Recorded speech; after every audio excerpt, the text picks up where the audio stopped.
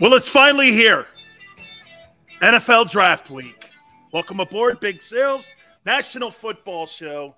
This is the week that actually we're not going to be bashing Howie Roseman this week. It's beyond that. Now it's about the players that the Eagles can go after in the NFL draft. There'll be certain topics that we talk about with free agency and some of the players that maybe they've missed on. But right now, this is about identifying guys that can help this football team as we build a concrete floor for this team and continue to make sure that we don't have happen what happened last time in 2017. Roof caved in. Football team was not built for a long-term success. It just was not. Also, your favorite football team, your favorite player potentially going in the NFL draft, there are so many great players I think in this draft that people really haven't identified. And because it's not considered a great quarterback draft, everybody else is always under the assumption, well, this can't be a great draft. That's not the case. I've got my top 5 picks that I think will go in the upcoming Thursday draft, okay? And I'm going to get to the Eagle stuff here in a second. Please hit the like button, guys. You guys have been awesome. I can't thank you enough for how you've made the show grow. Thank you very much. By the way, in hour number 2, we will talk with our friend Gary Cobb.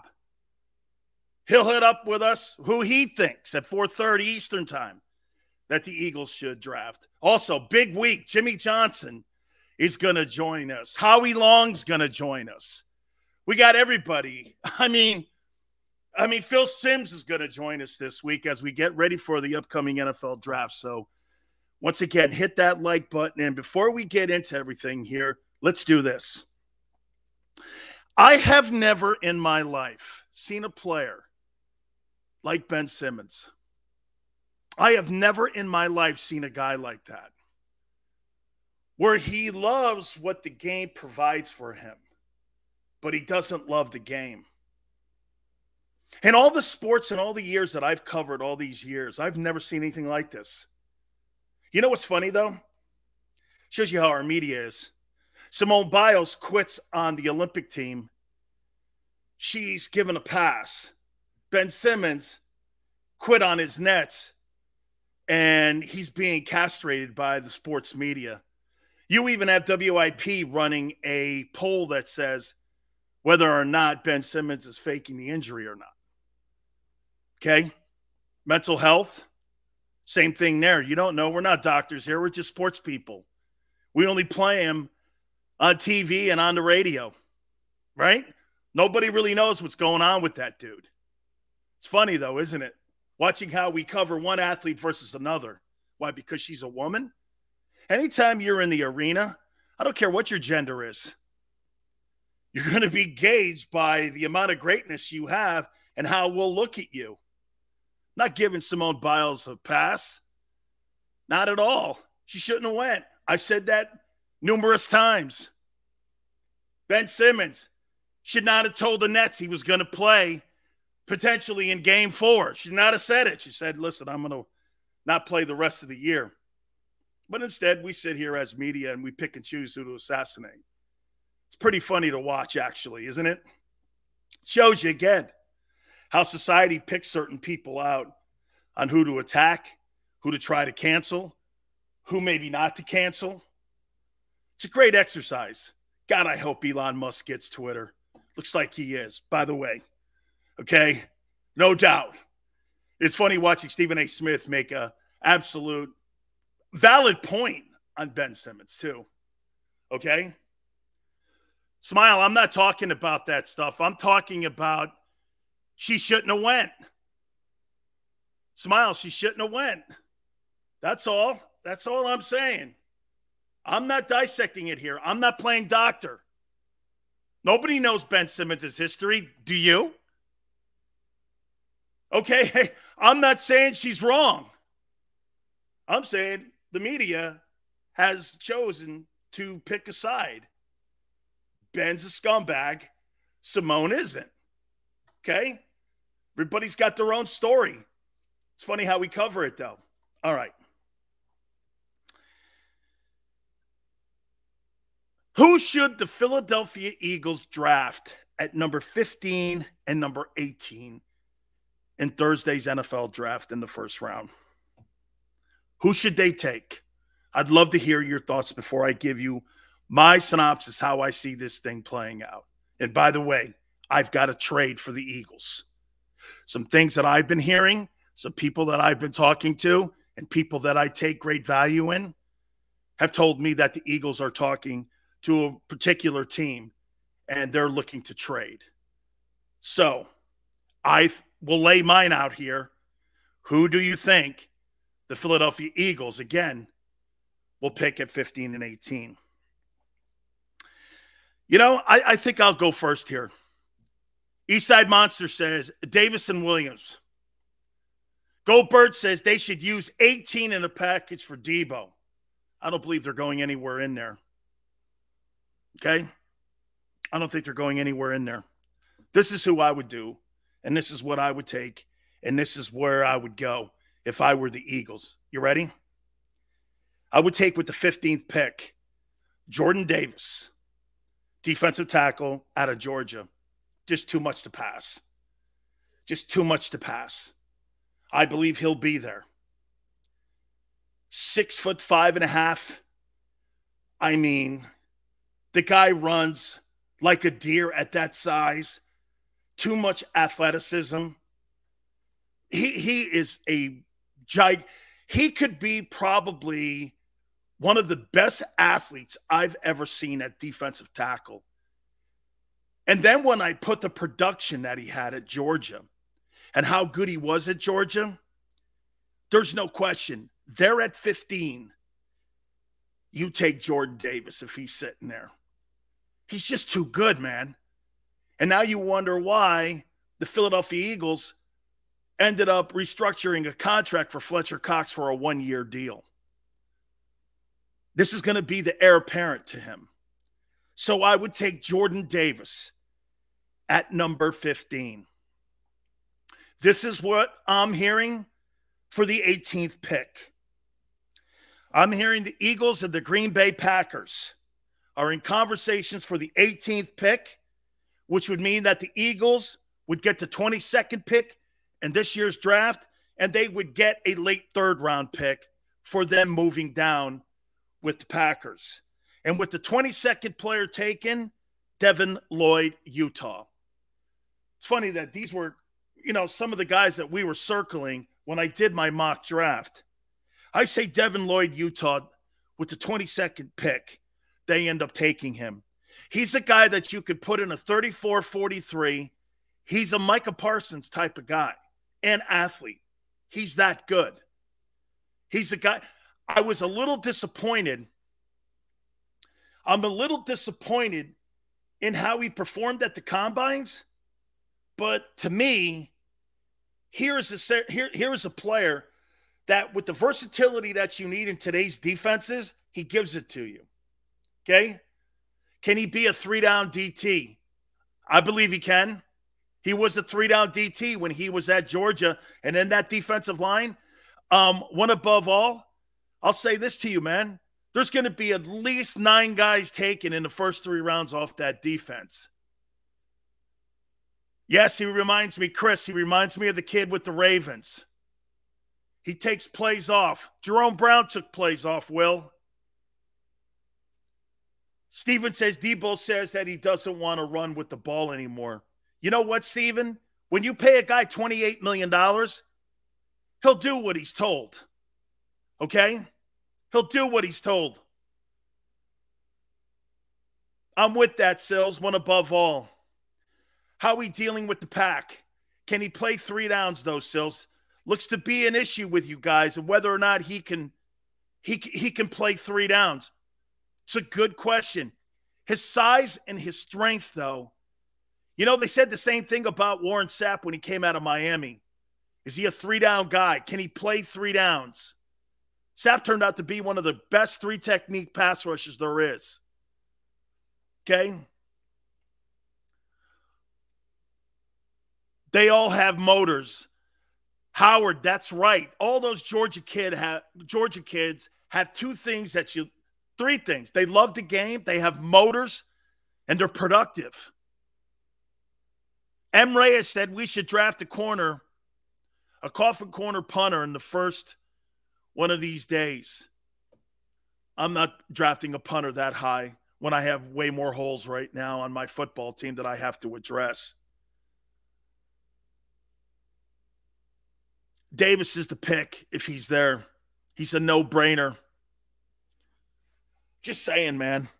How do you pass on a guy when you look at his production too? Look at his production, okay? His production at Georgia. See, I'm never going to do this. I'm never going to fall in love with a guy off of his combine. That doesn't tell me if he's a football player. That tells me he came to the combines and he performed at what he was asked to do. Shuttles, bench press, vertical jump. You know, doing all those drills, pass rushing drills. He trained, which means he was prepared. I'm not going to give you kudos for being prepared for the combines. I'm actually going to check it off if you're not prepared. And when you're not prepared, okay, we're in an evaluation part of this now where we're looking at this. One smallest thing can be the difference between you going first overall or 18th. These guys in all of this process right now, half inch too short, didn't run a great 40, interview wasn't hot. Wonderlic test kind of frightened somebody. Some teams like smart kids. We're in right now. Everybody sitting around. And by the way, welcome aboard, Philadelphia Eagles, for coming aboard and watching the show as you always do each and every single day. So the Eagles are sitting around their draft table right now. What separates this kid from this kid? Why is this guy better than this guy? You're going to have half the room liking one kid versus the other side of the table going, yeah, but you want that. Then it's got to come down to Howie Roseman signing off on it and then going to the owner. Here's where our direction is. The owner already knows the direction of the draft. Howie's already laid it out what he's going to do. And remember something else too, guys. When you're sitting around at 15 and 18, you're kind of a slave to the board. You know, just like last year, you're kind of a slave to the board. Some guys may fall, some guys may not. That's why you have to have multiple picks. Look, I wrote some of these names down even. I wrote some of these names that could be around the 15th pick.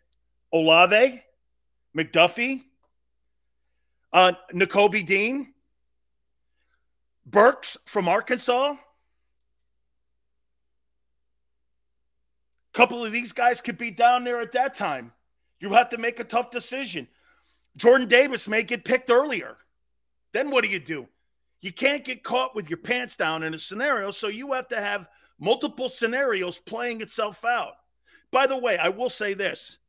I feel very comfortable if I were the general manager, and I'm going to play GM this week. I feel very comfortable in making this comment. There is not one quarterback in this draft that I would put my franchise in their first-round draft choice behind. Not one. No, thank you. I'd rather get a better player. I'd rather get a better player, and I'd rather get a player with more production. I'd rather get a more valued player. I'd rather use Jimmy Johnson's value chart on getting the player that I know that could be productive on my roster, and instead of a guy that I'm half not sure. That's not what this is about here. You're trying to limit failure here. If the one thing you're being told about this draft, remember something, most teams fail in their drafts. The very, very hard science, figuring it out. So when you're putting a draft board together, what do you want to look for? Put your draft board together and say this. Does a kid play against good people? Yes, check. Does a kid have great production? Yes. Then is the kid an athlete? Yes. Is he coachable? Yes. How was the interview? Great. Then you put that kid in a bucket and you put all the chips in there and you start lining them up. Which guy you like more over this guy? Which need you need on your team more? That's how you start to evaluate a draft. Production, love of the game. Ben Simmons is the greatest example of what you don't want to draft. Stephen A. Smith said it perfectly. He quit on LSU. He quit on the Sixers. Now he's quitting on the Nets. That's a character flaw. Are you drafting that? No matter how good the kid looks, no matter how much that, you'd be shocked how many people still draft that and still look at Ben Simmons and go, the guy's so gifted. He's one of the top 5 defensive guys in the NBA. I'm not drafting that. I'll take a lesser guy that's going to be out there for 82 games. He's going to give me max effort. May not be the same thing as Ben Simmons, but you know what I can do? I could count on him and I could build my team around him. You can't build a team around Ben Simmons, Kyrie Irving. Kyrie Irving, it's vaccinations. Then it was something crazy different last year. Okay, with the insurrection thing or the January 6th. There was always an excuse for Kyrie Irving not to play. He's another one. I'm not drafting that. I don't care how talented you are. You ever watch the movie Draft Day? Guy puts a name in his pocket. And Kevin Costner, playing the general manager of the Browns, puts that name in his pocket. And no matter what, he wanted to draft a linebacker out of Ohio State because he had done all of his homework. And you know what it became? All the way leading up to draft, there were other people saying about this one quarterback kid. There was one thing that kind of turned that general manager off. He didn't believe he was a winner.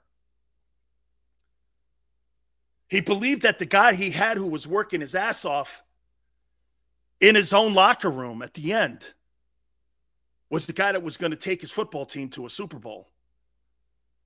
Believing in what you draft, looking at a character flaw in a guy, okay? That all plays into it. I'm not saying that character's the number one thing, but I think it's a hodgepodge of stuff. Davison Dean would be a terrific start to the draft. So you like Nakobe Dean. I think he's a little undersized, but in today's NFL, I think you can get away with it. Walker, he likes us that much. He gave up another hour for less money. I'm okay with any of Davis, Dean, Burks, Lloyd, Booth, Hamilton, the Iowa center, and Jameson Williams. I don't believe Jameson Williams will be there. I think Jameson Williams most likely will go to the Jets. If I am listening to my sources, the Jets really like Jameson Williams. You know, Drake London, I don't know. I don't know, Sands. There's something about him. He's a guy that looks more. He had a lot of production on a 4-win ball team last year. You know? I would love London or Burks for their size. We have a complete offense. I see us really loading up on defense. You do not have a complete offense. That offense with those wide receivers, except for Devontae, you do not have wide receivers. You don't have one legitimate wideout outside of Devontae. The rest of them are dudes. You've got a good tight end, you've got a good back, and you've got a spectacular offensive line. Let's not overvalue this. Our Gravy, what up, brother? Eagles are missing 2 starters in the secondary, cornerback and safety. I would agree, and also a linebacker and edge rusher. Sometimes they go hand in hand. Okay, I agree. We are missing a wide receiver piece. And that's the guy that can get us up and get the ball rolling. You don't think you're missing a quarterback, too? Talent all day. I agree. Here's who I think will be the top 5 picks in the NFL draft.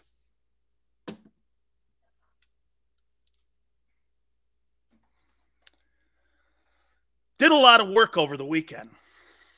So you know. And again, one more time here. The Eagles are going to take Jordan Davis, defensive tackle, Georgia, with the 15th pick. By all accounts, they're going to trade with the Packers, the 18th pick, and move to the 22nd pick and pick up a late third rounder. And then they're going to take a 22, Devin Lloyd. I think Howie's moving back on that 18th pick to get more picks and more, obviously, quality parts, which means this. There's going to be more 2s and 3s this year and next year for this team to load up on both sides of the ball. It's actually pretty smart. Here's my top 5 picks. Will says, trust your scouts. Don't overthink this. Correct, Will. Trust the people who went on the road and not the people sitting back at the NovaCare Center watching film. Talk to the guys who actually went and went down to Athens. Talk to people who actually went to Little Rock. Talk to people who actually went to Columbus and talk to the coaches, the players. Talk to those people who put the road work in. You know the first thing you do when you're talking about a kid like Jordan Davis? Who do you think that I would get? Who do you think I would get if I was Howie Roseman? If I was Howie Roseman, who would you call for a scouting report on Jordan Davis? Who would you call? Who would you call if you wanted a scouting report on Jordan Davis? Who would you call? Thanks, Timothy. Appreciate it.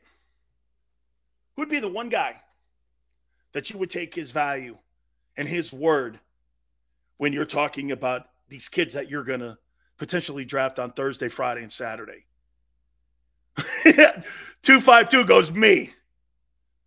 He'd call himself. Kirby Smart, the head coach of Georgia? No.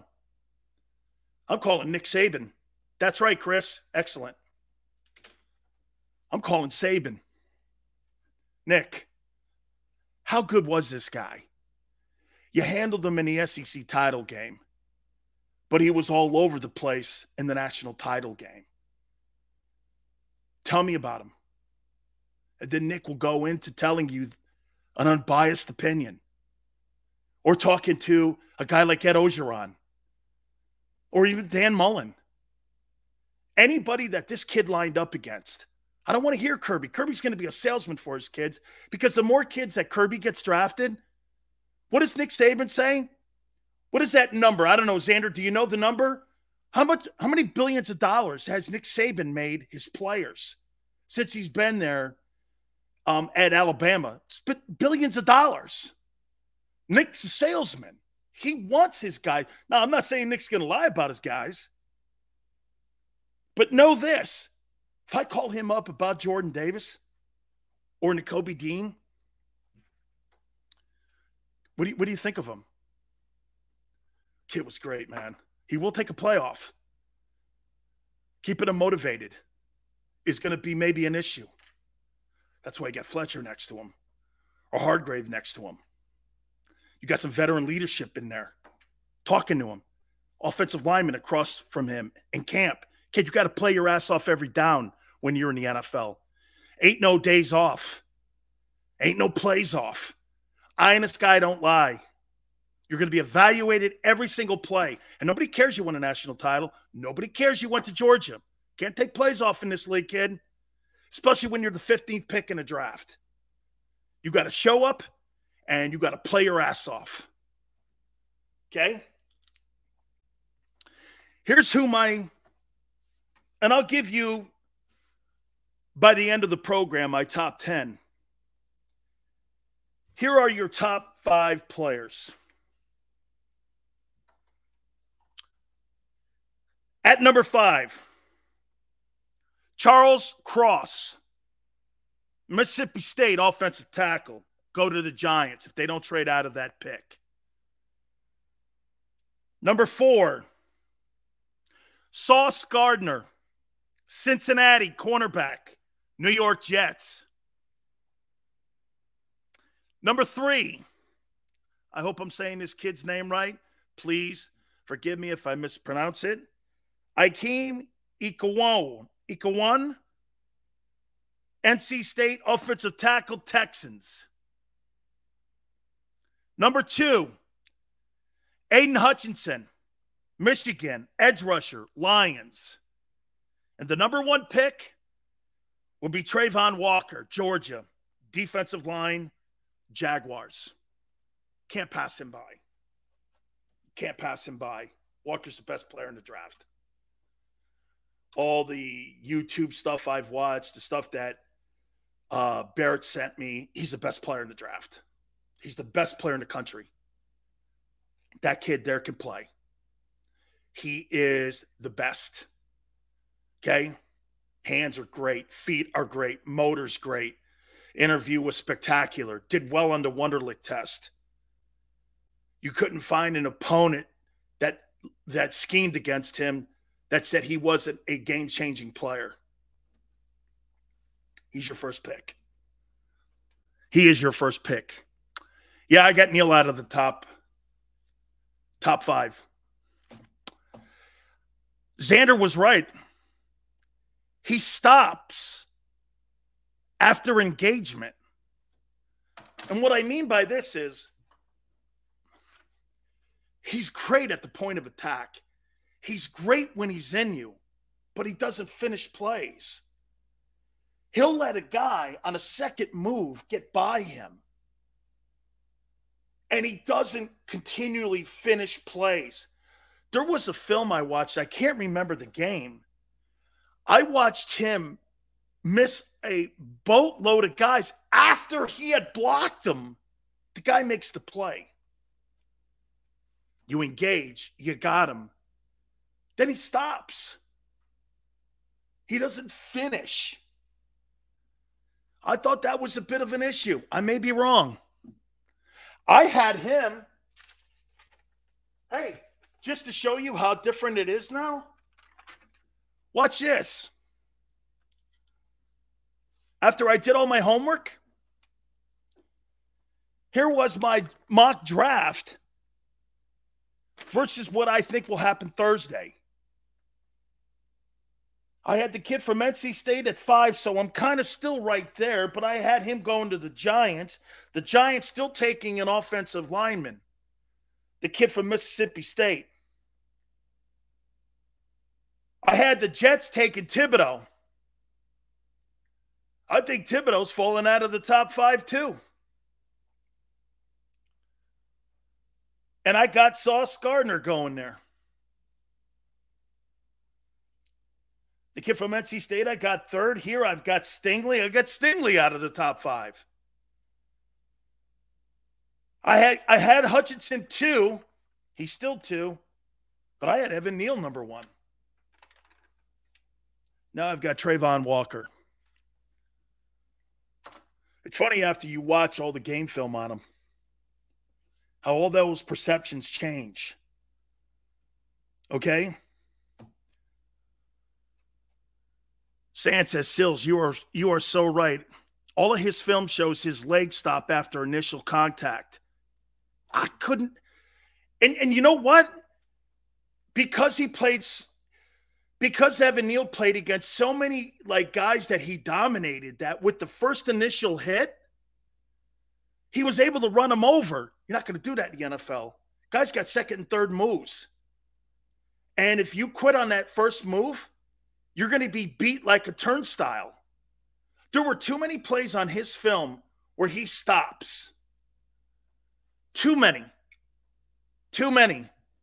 Do I think he's a first-round prospect? I do. But there were just too many times I saw on film that he stopped. Can't have that, man. Got to play to the whistle. Razor says Stingley fits Eagles better than the zone and trailing technique. Razor, here's the issue that I have with Stingley. Stingley's best year was 3 years ago. Every year until this coming Thursday draft, he's gotten worse on film. It was almost like he was making business decisions. I don't think he's the leader that Patrick Peterson is. I think he's got to be teamed with another free or strong safety leader like a Richard Sherman, who's a leader in the corner, or a Cam Chancellor. Then I think he fits a system. Maybe Darius Slay would be that guy. But Stingley's film has gotten progressively worse over the year they won the national championship when LSU was really dominant with all those players in there. Shit, man, he should have probably came out then. He would have been a top 15. He would have probably been a top 15, top 10 pick. His tape just doesn't – he really hasn't performed to his ability the last 2 years, in my opinion. Kobe Bryant, sound tackler and coverage. Chris, he is a good player. He is. Sills Neal looks at a lot like Chance Warmark did in college. Dude, he just gets into you, Neal. And by the way, he may go on to be a perennial All-Pro. And he gets with a coach like Jeff Stoutland, and they fix that. But if you're not fixing that at Alabama, surely the coaches at Alabama saw that. Surely the coaches at Alabama saw that after his initial contact and his engagement, he stops. He stops. NFL, you can't stop. You'll get swam and ripped and swimmed and everything. Just, it's like a pause. He stops, and then the kid takes off. And how many times when you watch a Evan Neal game film where the backside guy makes a play because Neal stopped? I saw it in that Georgia game quite a bit, actually. If the Eagles don't draft a corner in the first 2 rounds, do you think that means McPherson is number 2? I think you're going to be able to get as many as you possibly can. Pretty good safeties in this draft. Ask any Bama fan. They know Neal got beat a lot. He's just a physical specimen. That's Xander talking too. Okay? That's Xander talking about Bama. And by the way, I'm not speaking for Xander here, but him and I know the kid's a first-round prospect. I'm not saying he's not. But when we're talking top 5, these other guys, man, they finish plays and run guys into the dirt. Dude, I got to tell you, man, I saw the Georgia guys beating them in the title game. And again, remember something here. It's a fine line between 5 and 13. Okay? Fine line between pick 5 and pick 13 or pick 15. Anything could change that dynamic. Will says, doesn't matter in college. Now you're at the pros. Some men aren't ready for that grind. Will, amen to that. You got to be mentally focused and ready to play here. Especially in those positions. For whatever reason, the quarterbacks get pampered and said that you don't have to play this year. We'll wait and see what you do over the next 3 years. When you're an OT or you're a DT or a linebacker or a corner, you freaking need to play now. Not tomorrow, not next year, today, right now. Especially when you're taking in the top 5 picks, especially when you're a first-round draft choice. Davey boy, I'll get to the kid, Carl Aftis, here in a second here, because I got to take a time out here. Eagles have a track record of not drafting cornerbacks in the first round. I hope they change that. I'm not passing on Davis. And if Sauce Gardner's there, now wait a minute. Would you rather have Trent McDuffie or would you rather have Jordan Davis? Or would you rather have Olave from Ohio State? Those 3 guys could probably be there. Let's take a time out because I want to hit on that as well. Okay? Because those 3 guys could be sitting there. All right? They can be. Hey, guys, we really We really appreciate Morgan & Morgan so much sponsoring the National Football Show and Big Sales here. The fee is free. That means this, okay? They don't get paid unless you get your fair compensation. And if you're hurt on the job or you're injured on the job, finding that lawyer is one of the most important things that you could possibly do when it comes to making sure you get your fair compensation. For the people, my friends, it's not a slogan, okay? It's who they are. It's what they do. I've known Morgan & Morgan for over 25 years, and they've been battling for clients for all these years. Get this. Last 30 years, $13 billion in compensation has been awarded to their clients because they go to work for you and they fight other law firms for you. That's right. With over 800 attorneys and offices in Philadelphia, Florida, New York, and across the country, size matters, my friends. They're the biggest law firm in the country. They will not be intimidated when they make sure that you get your fair compensation, and they will. Look, the call is free. The consultation's free. Call them at 800-512-1600.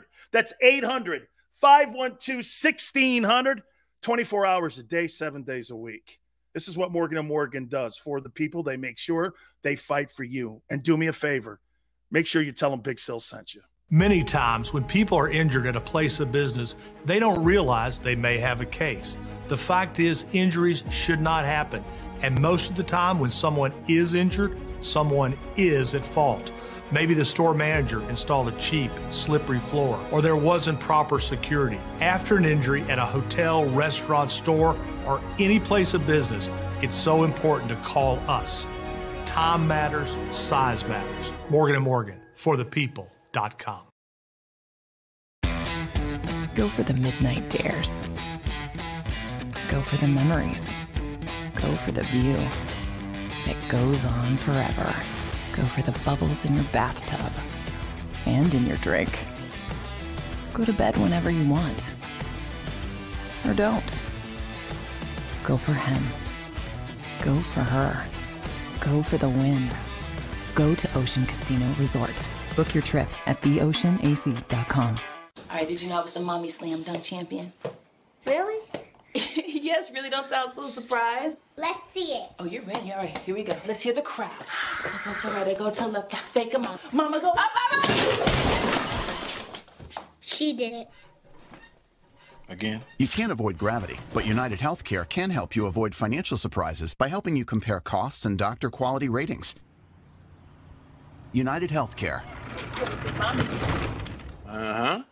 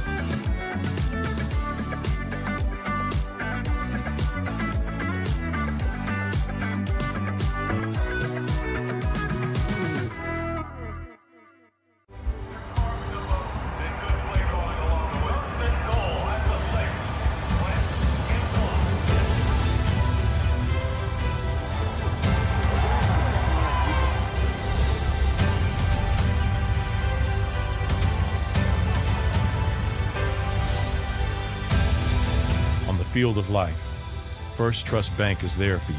Champions on three. 1, 2, 3. Because Philadelphia dreams deserve a Philadelphia bank. At Stateside Vodka, every new customer gets the world's best rocks glass, free. You're telling me that bottle is cut in half? You could say that.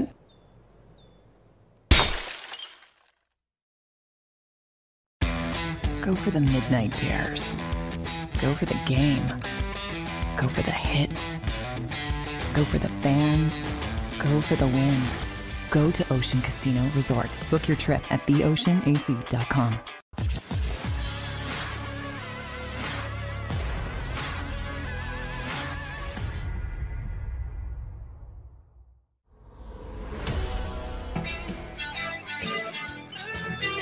Welcome aboard National Football Show Draft Week. There is nothing like getting this call. Dan, how'd you like to be a Buck? Welcome to the NFL. Man. First person I called was my pop. Shit. Remember it like it was yesterday. How'd you like to be a Buck? Welcome to the NFL. Plane will pick you up 20 minutes.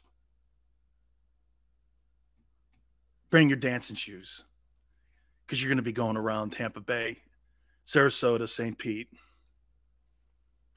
Got on an airplane. Only time I've ever been on a private jet. They flew me up because it was like when Reggie was taken in a supplemental. Okay? And I was a 56 player taken, which means this. The next year's draft, the Bucks had to surrender their third-round pick for me. However, today, the 56 pick's a second-rounder. So think of that for, because there wasn't – I don't think Carolina and Jacksonville were in the NFL at the time.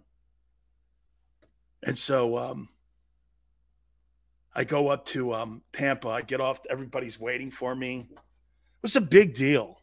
Sileo a Buck. It's all over the headlines. And I walk in there, and guy hands me a $350,000 check. I was like this. Bring your shine box. Thank you. Hey, East Side Monster. Oh, man. I'd be like, pass on the Bucks. Hey, man, I was just happy to get into the NFL at that time. Man, unlike that call. Hey, welcome to the NFL. I wasn't mentally prepared for it, which is sad and weak. I sound like Ben Simmons. But, yeah.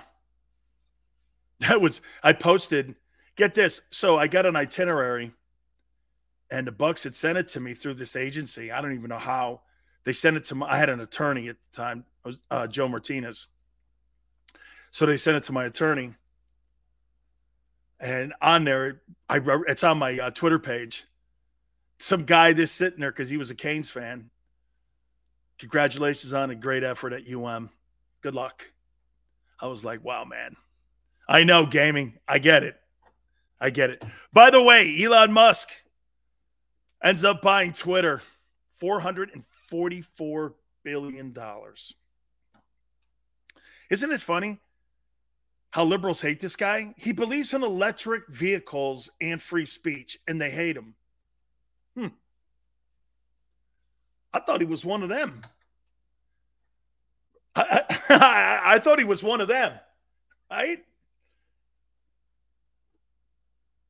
44 billion, excuse me. I'm not in that world there, you know what I mean? B with a B, billion. Thank you, Xander. $444 billion. Wow. Holy cow. And you know what the number one thing trending on Twitter right now is? Will he let Trump back? Of course he's going to let Trump back. Trump's good for business. Trump's great for business. Twitter hasn't been the same. See, Twitter has thought that they had some sort of like power. Now they don't. It's over with. It's over. Elon Musk is taking it private, and that's it. It's over. You can't let the Ayatollah and Putin on Twitter have the 45th president of the United States banned from it because you don't like what he's saying. You can't. And by the way, I'm just going to be sitting there eating popcorn, drinking beer, and watching the whole thing going, this is classic. This is classic. Very few people will be getting banned. And some of the people that got banned will not be. Wow. Man. Holy cow. I'll tell you what, Democrats don't like this. No way. And especially with the midterms coming up. Man. This is crazy. All right. Don't forget, Gary Cobb, 4:30 Eastern Time, hour number 2. We will talk with him. Oh, and I believe tomorrow Jimmy Johnson and Merrill Reese will be with us. So get closer to Thursday's NFL draft. I got the next 4 picks here. 10, 11, 12, 13. And just to recap here. And by the way, Will, I saw your comment. Thank you very much for loving the show. Thank you. Hey, and Will, can I say this to you? You made the Eagles watch this show now, right? Okay? Xander's like this. How funny is it, the NFL taking Christmas Day from the NBA? Yeah, that used to be a centerpiece for the NBA. The NFL went, I don't think so. That's now our day. How about this? You ready for this? So they've taken Christmas Day away from the NBA, and they've taken Sundays away from churches. Just so you know what the NFL thinks the most about. Yeah, we love God, we're this and that. No, you pray to the almighty dollar. Let's be real here. I love God, man. I love God. But it's on Sundays, dude. Great. Everyone's home. Right after church, you watch the NFL. Oh, unless they have a London game, which means you start the money cash register earlier. Okay? Right? Oh, man. Oh. You guys don't know Trump's history. I don't care. I don't care about Trump's history. I don't care. Doesn't affect me. Donald Trump does not affect my day-to-day life, nor does Joe Biden. I could give a shit about both of those guys. I could care less. I care about gasoline prices going up. I care about food prices being up. Okay? That's all I care about right now. Okay? That's all I care. Well, I have a few other things, but that's what I care about. Okay? Well, what about climate change? I don't care. I could care less. I care about the things that affect my kingdom. Okay?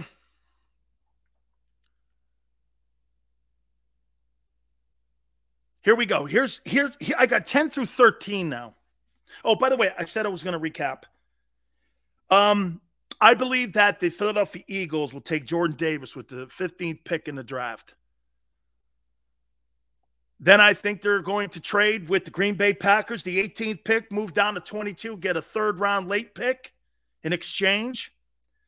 They'll take Devin Lloyd, Utah, with the 22nd pick. That's how I see the first day for the Eagles playing out. I think they trade back on the 18th pick. And I gave you my top 5 picks. I'll give you 6 through 10. I grabbed the wrong sheet here, so I got 10 through 13 here. But, and by the way, like I said, Jameson Williams, in my opinion, I think he's going to the Jets. Jets have 2 1s, right? I think the Jets are going to take him at number 10. I think the Jets are taking him at 10.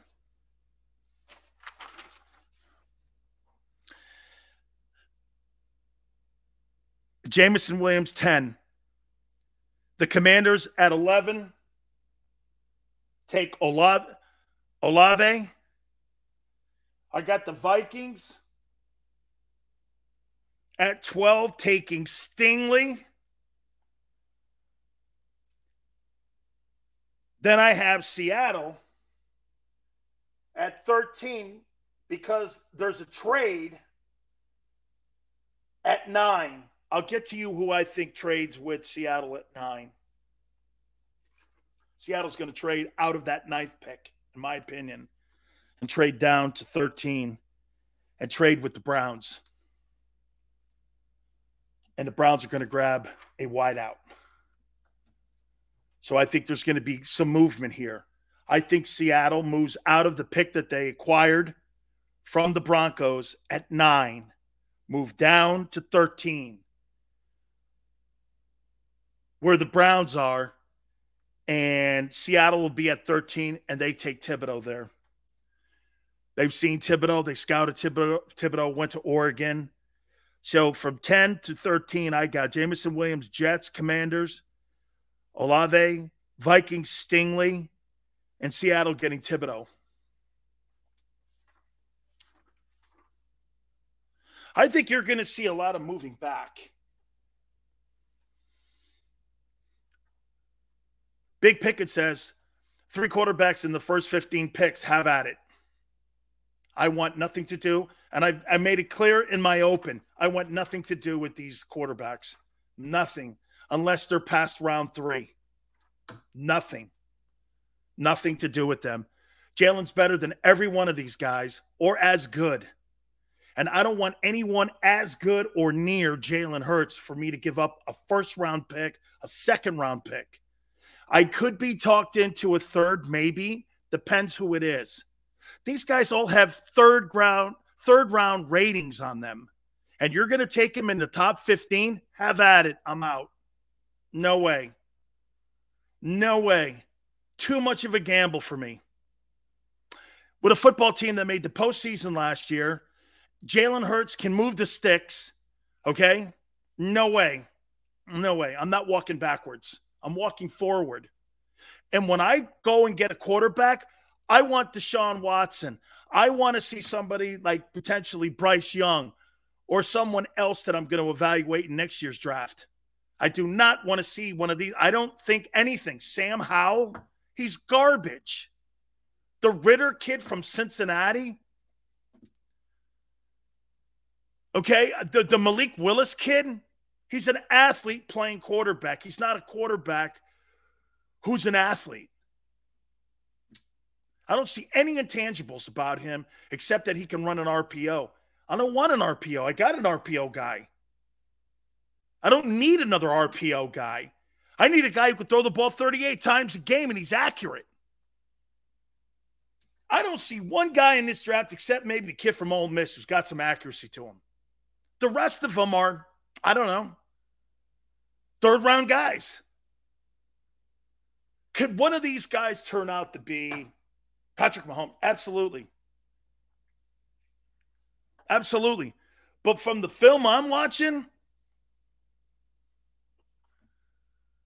you think one of these kids has the same kind of upside as Trevor Lawrence? How about this one, too? Now, then again, you know the kid Zach Wilson that is with the Jets? Zach Wilson, Matt Corral? I think they're the same guy. Maybe Wilson's got a little bit more of a – maybe he's got a little bit more sting on his fastball. Maybe. I don't see anything special in him. And you want to hear something else? That kid, Trey Lance, in San Francisco – one play Trey? I don't know. Bryce Young up in Green Bay? I don't know. Those guys are all third-rounders to me. Third, fourth-round guys. If you had to redraft every one of those guys, you wouldn't take him in the first. Would you take Zach Wilson in the first round? Absolutely not. Would you take Trey Lance in the first round? Why? Because someone says he's got great athleticism? That's why you miss on quarterbacks, my friends. Tom Brady and Peyton Manning are good golfers. These guys aren't pole vaulters or high hurdlers. These two guys couldn't jump over a stack of quarters. But yet when you get them on a football field, they're savants and they're amazing. Accuracy's out of and off the charts. Baker Mayfield is a great example, Chris. When Baker Mayfield was drafted number 1 overall, I had Phil Simms on with me. And I was going like, I don't see it. One, you could eat a bowl of soup off his head. Hey, Gravy, that kid Carson Strong is probably the only NFL arm in the draft. Gravy, yes. Yes, I agree. He's probably the only one with an NFL arm. The rest of them, I don't know. They look like dudes. No, Manning is a good golfer. Doesn't shock me. So is Brady. Johnny Manziel, another Schwimpkin. The guy's a shrimp, and he's a small dude. These guys are all little dudes, man. I'm not drafting that. Oh, he's an athlete. Great. An athlete. Well, hell, welcome to the NFL. Well, he's an athlete. Great. Respectfully pass on Carson Strong. Can't have another quarterback named Vasselli. I'll tell you what. Hey, Vasselli, I'd rather have a guy on my team named Carson than draft a guy out of North Dakota State again. Okay? I ain't drafting anybody out of that place. Who do you play? Honestly. Eagle Creek University? Who do you play? Red Tail University? Half the teams that North Dakota State plays I've never heard of. Half. All. That says I still love Wentz. No hate here. Well, you're in the minority here, brother. Go Zappers. Whatever that means. North Dakota State. Jesus. Hey, if you catch me in North Dakota, I'm fishing. I'm not looking for a quarterback, and I'm not fishing for talent there. Hey, did you see that one wide receiver out of North Dakota State? No.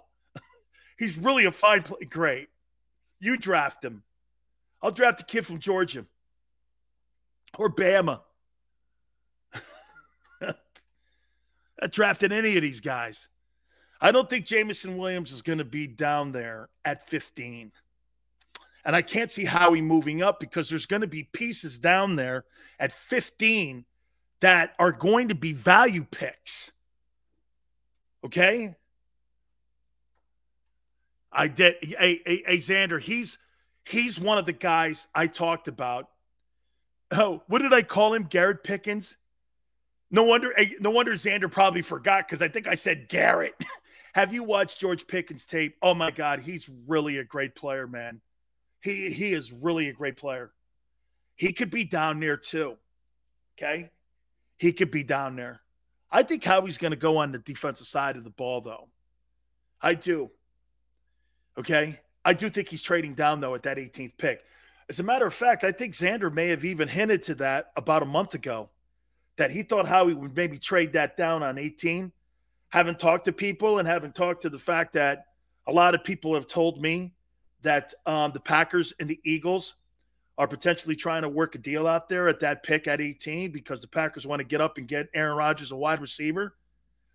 I could see that kid Burks potentially being there for the Packers. And I could see them, they're drafting a wideout in the first round. Why would you pay a guy $50 million? Hey, and by the way, I want to show you something else. You know, all these big-time teams that are paying these quarterbacks now, there's one thing that's evident here, okay? You're going to move off your wide receiver. And because there's so many kids that are coming out now in the draft, you know what's really interesting? You know, years ago, and I think I mentioned this to you guys years ago, running backs would be littered in the draft, just littered. We haven't talked about one running back. Maybe the kid from Georgia in the 3rd round. We really haven't talked about one running back in this draft at all. All the kids today know the money's playing wide out, and you could be a social media maverick. You create a brand. Wide receivers, I used to think, were guys that were just the icing on the cake. They're now part of the fundamental of the cake and building that wedding cake. Cornerback, pass rusher, the wide receivers now becoming a major part of that. Absolutely. I'll look at 6 through 10, and we'll reset here and recap. And I want to make sure if you're cool with what I'm saying here, where I'm going. And this is if I were Howie Roseman. By the way, was that a first hour not ripping Howie at all? Told you. This is about talking about players this week. This is about making the team better. I could sit on here all day long and shit all over somebody. Why? I sound like a common show, just talking shit all day long. Now we're going to talk about getting better. What should they do? That's what good sports people do. Okay, you made your point. What are you going to do, fat mouth? This is what I'm going to do. We're going to continue more of that. Now we're number 2. Please hit the like button. Keep it here on the National Football Show. Go for the midnight dares. Go for the memories. Go for the view that goes on forever. Go for the bubbles in your bathtub and in your drink.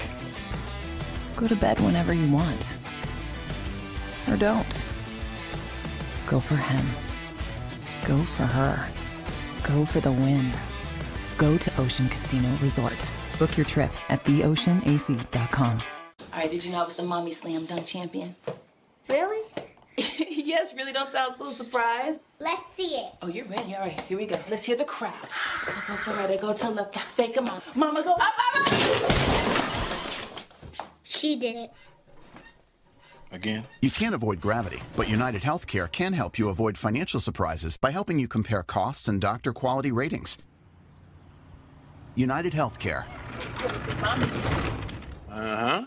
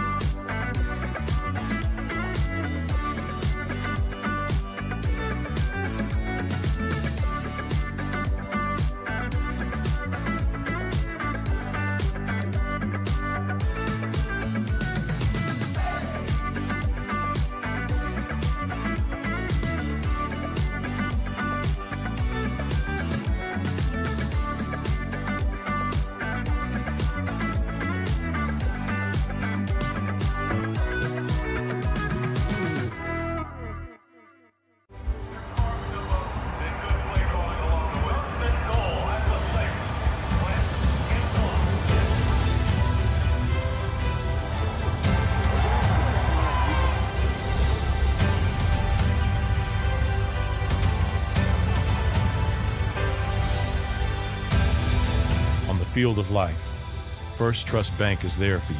Champions on 3. 1, 2, 3. Because Philadelphia dreams deserve a Philadelphia bank.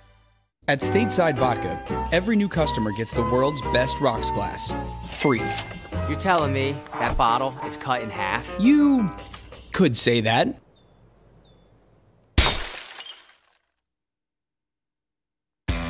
Go for the midnight dares. Go for the game. Go for the hits. Go for the fans. Go for the win. Go to Ocean Casino Resort. Book your trip at theoceanac.com.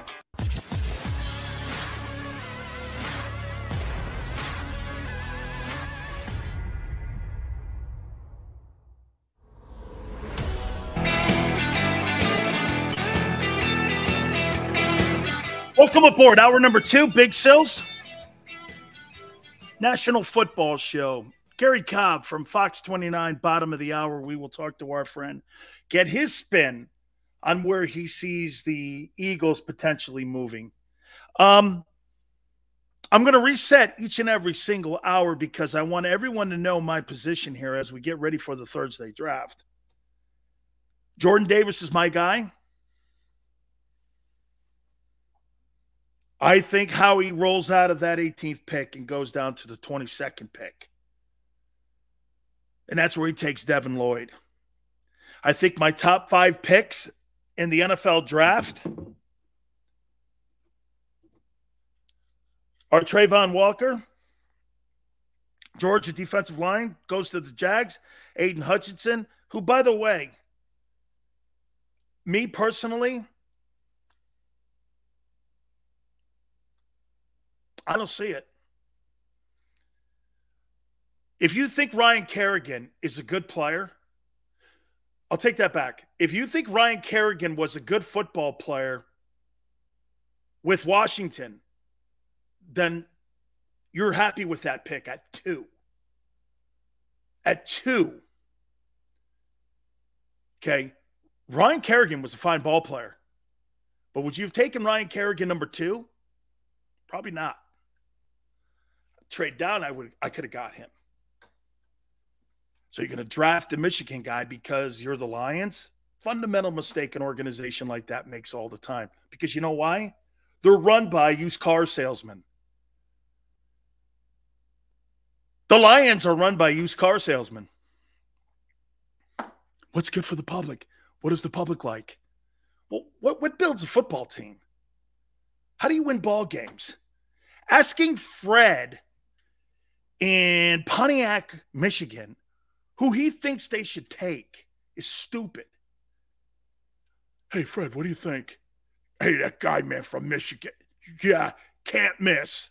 Why? Because he played at Ann Arbor? That's so dumb. Fred, right. Bama, Georgia, SEC, Clemson, Ohio State, maybe Southern Cal, clearly Oregon, Pitt, Penn State, places like that.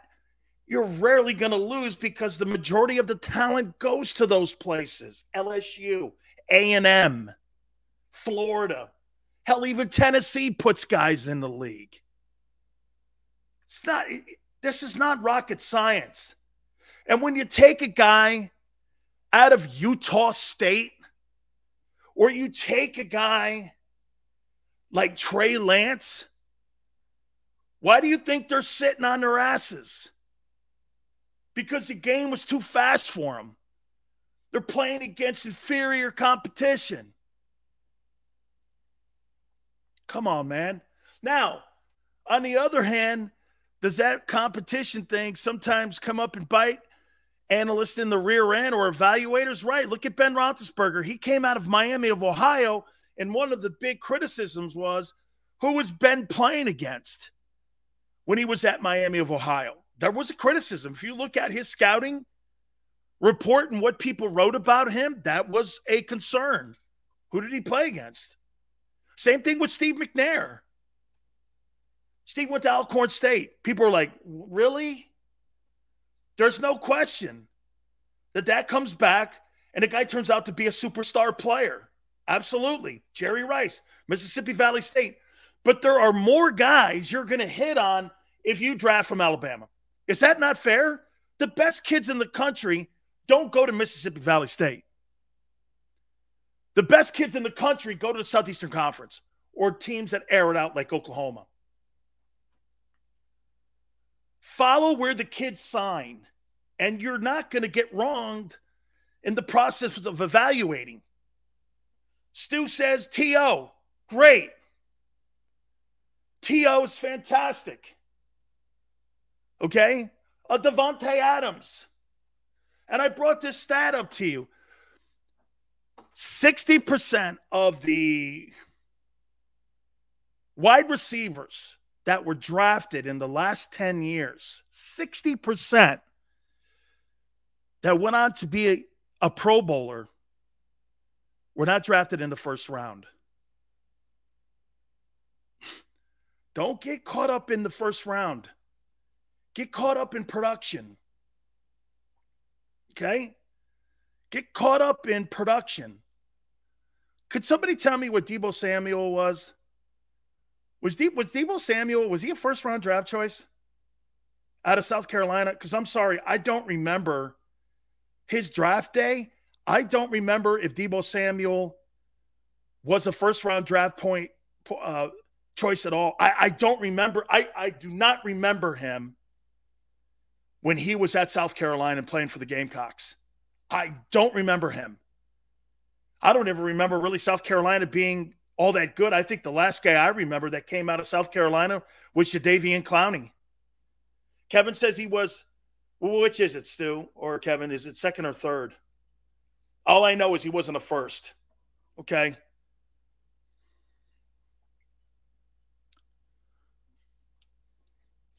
But if you go to some of these programs, Razor says because he was hurt, okay?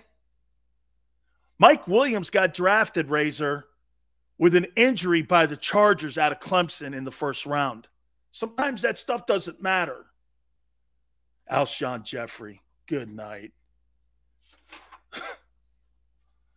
Alshon Jeffries. Keep him. Oh, wait, we are. The guy's dead cap money still hits the Eagles in the face every day we talk about it. Talk about a shitty deal. Wow. Still on your books, $5 million. Ouch. Right? Xander pointed it out to me. Why do I keep running down poor deals and their dead cap money? And I keep saying that Howie knows how to manage the cap. I sound like an idiot when I'm doing that. So I went Trayvon Walker 1, Hutchinson 2, the NC State offensive tackle 3. Forgive me for not being able to pronounce his name. Sauce Gardner at 4. Charles Cross, offensive tackle, Giants at 5. Here's 6 through 9, because we did last hour 10 through 13 with a trade. This is where I think Evan Neal gets drafted. Carolina needs O-lineman. Gets a chance to play in the South, gets to stay down in the South. He's from Okeechobee, Florida. Talking to his high school coach over the weekend. He's really a great kid.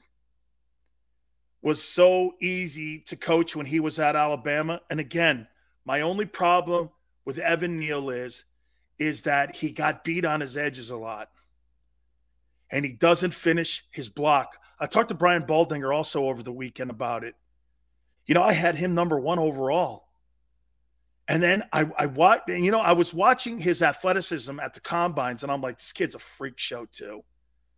Him and Jordan Davis are 2 of the most incredible athletes I've ever seen. For their size, you see Evan Neal do that box jump, like with one leg.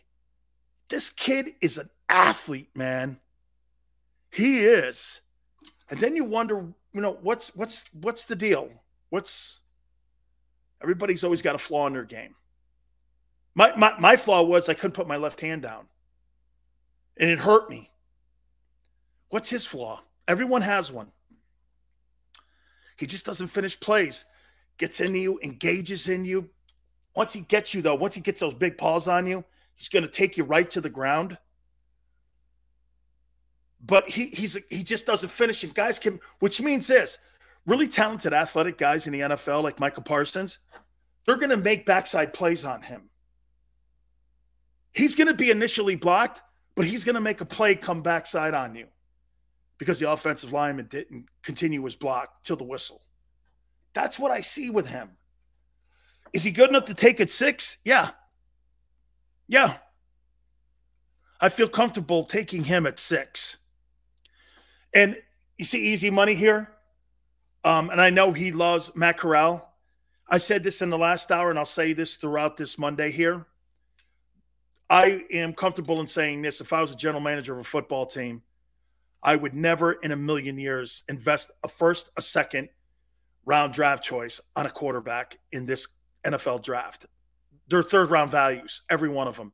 Everyone I've talked to says they're third round values. Okay? And you could maybe talk me into wasting or using a third round pick on a quarterback, but it would depend who it is. But I'm not using a first round pick on a guy who's being thought of as a third rounder. Haven't you learned your lesson with Baker Mayfield? Criminy, man. Really? And that kid went to Oklahoma, won the Heisman Trophy. And you're going to take a gamble on a kid from Liberty. Hey, good luck to you, and I'm sure your franchise does very well in the draft. Ole Miss, the only reason, easy money, that I'm okay with you're pushing him, because he's being coached by Lane Kiffin. He's got talent around him, plays in the best conference in the country, sees the best talent in the country on a day-to-day basis and on a week-to-week basis. So I'm good with this. So I got Neal at 6 going to the Carolina Panthers. I got the Giants taking Kyle Hamilton if they don't move out of this pick at 7. Notre Dame safety. I got the Falcons taking Drake London at number 8 here. to go along with what they did with Pitts last year. So you would have London and Pitts. Now, look, I know Marcus Mariota is the quarterback there. He's not the future. He's the gap guy. And plus, remember something, too, with the Falcons, what they're doing this year. The Falcons are almost building the team the same way Howie's building the team. I think this is a great lesson here for you guys. Howie's going to build the football team without the franchise quarterback, and so is exactly what they're doing in Atlanta. Okay? You got Kyle Pitts that you took out of Florida last year, who by all intent purposes, as long as you don't line him up on a strong side, he is going to be an absolute freak show. You line him up more in a slot. This is what Dan Mullen suggested, that how Atlanta uses him. Because if you watched him in the Florida games or you watched him in the Georgia games, anytime that you lined him up and he had a defensive end on him, he was handled. You want him in open space.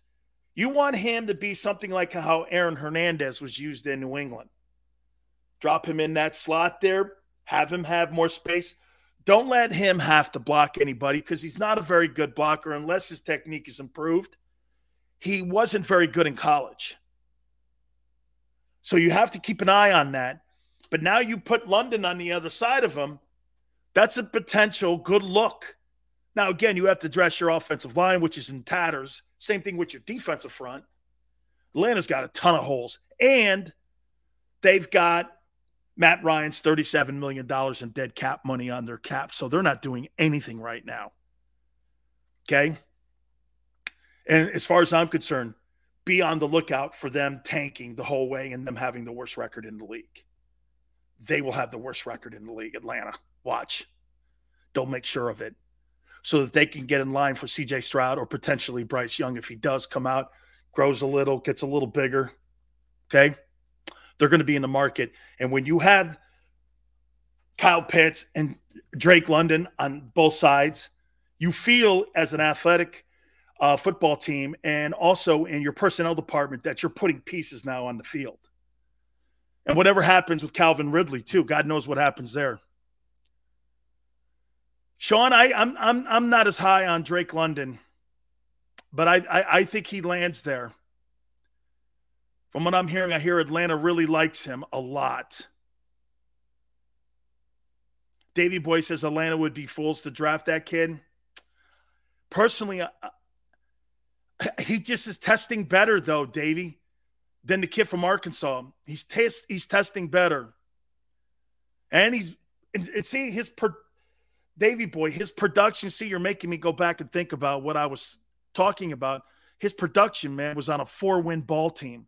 And it worries me when you're always playing from behind and you put up big numbers. You put up big numbers and you're playing from behind, what's the point? Remember when Kevin Love was scoring like 25 and 10 every night when he was in Minnesota? Right? He got on a good basketball team. He was like another guy. Right? And as I said,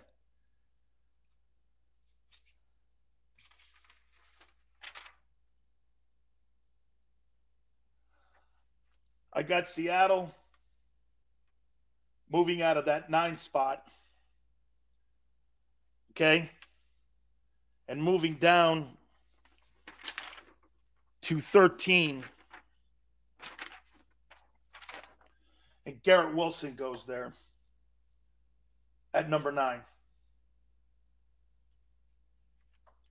That's what we got there. So it's going to be an interesting draft, to say the least. See what some of y'all are saying. And again, just to reiterate with you guys and what I'm talking about, the Eagles doing.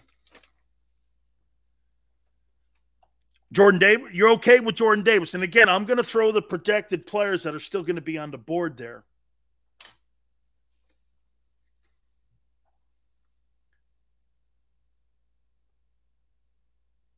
London won't get past the commies. If he does, the Eagles don't move.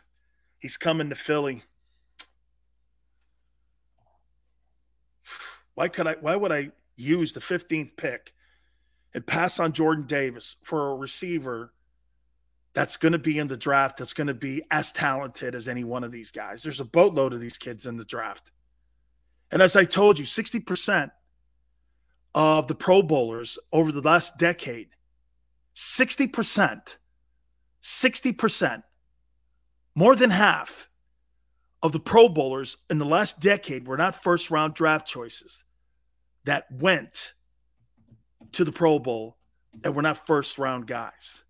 Why in the world would I go against that trend and pass on a guy who runs a 4.78 at 351 pounds and is productive and just won a national title and was one of the staples on a defensive front? By the way,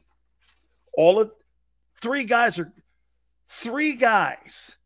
from that Georgia Bulldog defensive line are going in the top 15 picks, maybe the top 20 picks.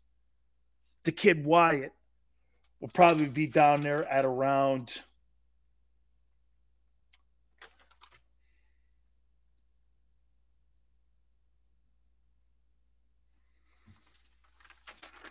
where would he be?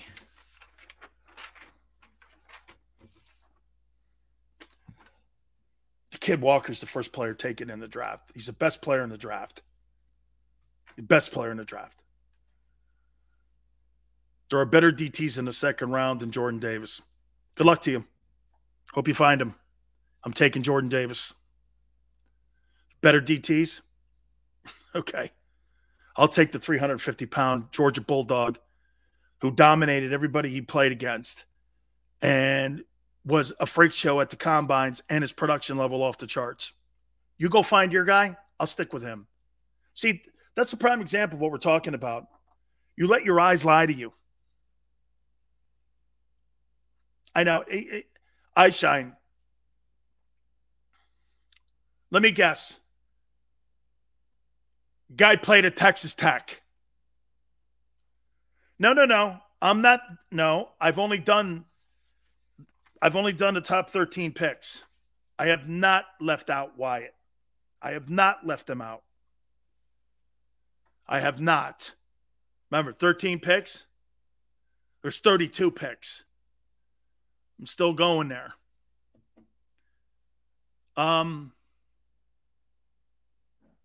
Lou says, Sills, is Davis going to be able to play 3 or 4 downs? Boy, that seems to be, you know what? That was one of my concerns. Are you talking about that because of his weight? Guy played in Georgia, man. He played in the South. I didn't see him huffing on gas mask. I didn't see that. Maniac, all good, man. Hey, was that you that said that, Maniac? I should have known better. 350-pound Bulldog that played 30% and didn't really play. Okay, Pete. No problem.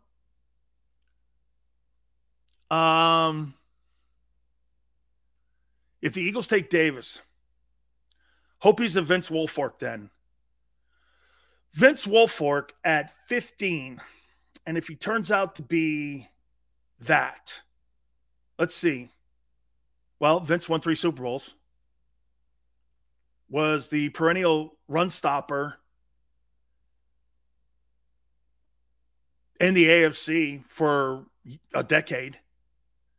So if Jordan Davis turns out to be, I think Jordan Davis could turn out to be a little bit better of a pass rusher. And I'll tell you a little secret. I was suspect on Wilfork coming out of Miami. Here, I'll give you an example. Vince Wilfork, in his best year at Miami, had 35 tackles and 5 sacks. That bugged me. I had 100. And I didn't think he was very productive. And I was concerned about that. Okay? I was concerned about his production. But New England played him that way. Anytime they went to a forefront, what did they do? They took him out.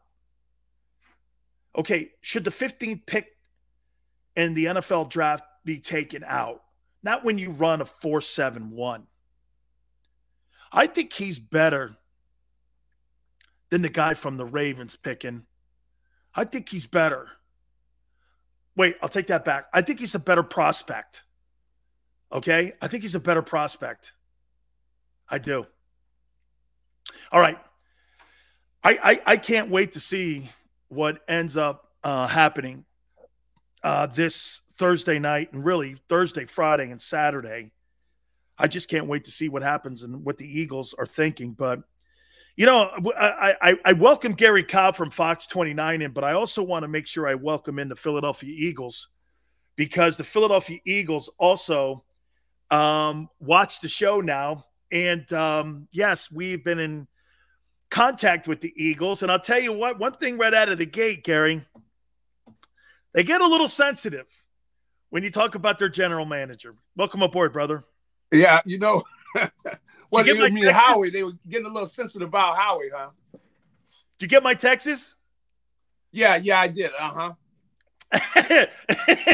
Well, you know what? I mean, that's not a shock to me. You know, I know that they, you know, I got a chance to talk to Howie a little bit last week when they did their news conference, and you know, he was cool. He was all right with everything. But you know, I know Bob's been around a good while. Bob has come back and he's kind of running things over there. So obviously, you know, they're checking it out, and you know, they got a right to their opinion. That's fine. Everybody's got a right to their opinion.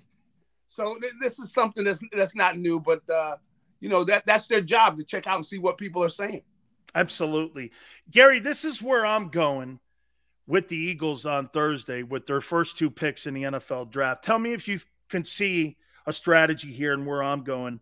Okay. And from what I'm hearing, again, your sources, again, hopefully they kind of match up with a little bit where I'm going. I say at 15, they take the kid Jordan Davis, defensive tackle from Georgia. Guy ran a 4.71 or amazing 4.78 at 350 pounds. Yeah. Then I'm hearing that they're going to trade with the Green Bay Packers at 18, move to the 22nd pick, get a 3rd-round draft choice, a late 3rd-round draft choice in this year's draft for moving down a few spots. And at that spot, they take the Utah linebacker, Devin Lloyd. Could you see them being in that kind of – because Lloyd is kind of like a Micah Parsons, and if you know anything that everyone will tell us, and you know this as well as anybody, the NFL becomes a copycat league. That's and right. what you saw what Micah Parsons did last year, where you could put his hand down, he could cover tight ends. That's kind of what this kid is. Could you see this strategy being played out a little bit here, or do you see a different one? I could definitely see that, you know, if these guys are on the board. Now, the thing about Davis, you know, with him having that kind of freakish type of, you know, 40 time, and, you know, of course, you know, Georgia has been, you know, and their players have been in everybody's face. It depends on, you know, what these other teams do. I wouldn't be shocked, you know, if somebody grabs Jordan Davis. You got to realize, guy that big, that fast, and then, you know, other people are seeing, you know, they know, hey, the Eagles, you know, I got to give them credit. You know, if you got big people up front, you got people that are dominating up front, your people behind are going to, you know, it's going to make all of them better. So if you got a guy like that, I can understand that. So the whole thing is, is he going to be there? Because other people saw him run, and I know I've seen other people that have predicted Jordan Davis, and I tell her, if he's there, I would tell them to get him. You know, I think he's that kind of a guy, and you know, if you got a dominator up front, man, up that hole, you got somebody coming there putting pressure up the gut. That messes a quarterback up. I mean, I don't care what quarterback you got there. You know, you could have a great quarterback. You got people in his face. He can't shine, man. He's, you know, it's trouble because now he can't see, and a great quarterback is gonna. They hate that. They hate pressure up the gut. The guys outside, they can step up, they can do their thing. Like those guys aren't even there at times. But when you got somebody giving that pressure up the gut, and if you got a guy who just is a disruptor, like Davis says, that would be great if they can get him. I hope he's there. I would tell him, if he's there, man, you got to get that guy. He's a special player. How about this too, Gary? I threw a stat out at everybody here, which is pretty remarkable, that over the last decade, 60% of the Pro Bowl wide receivers were not taken in the first round.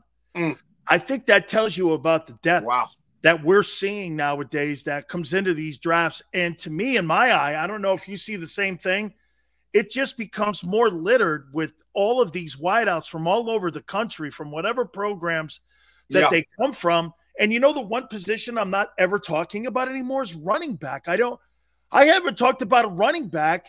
I can't remember the last time. Maybe the kid from Georgia, third round guy. I don't know. I mean, there's going to be depth at that position.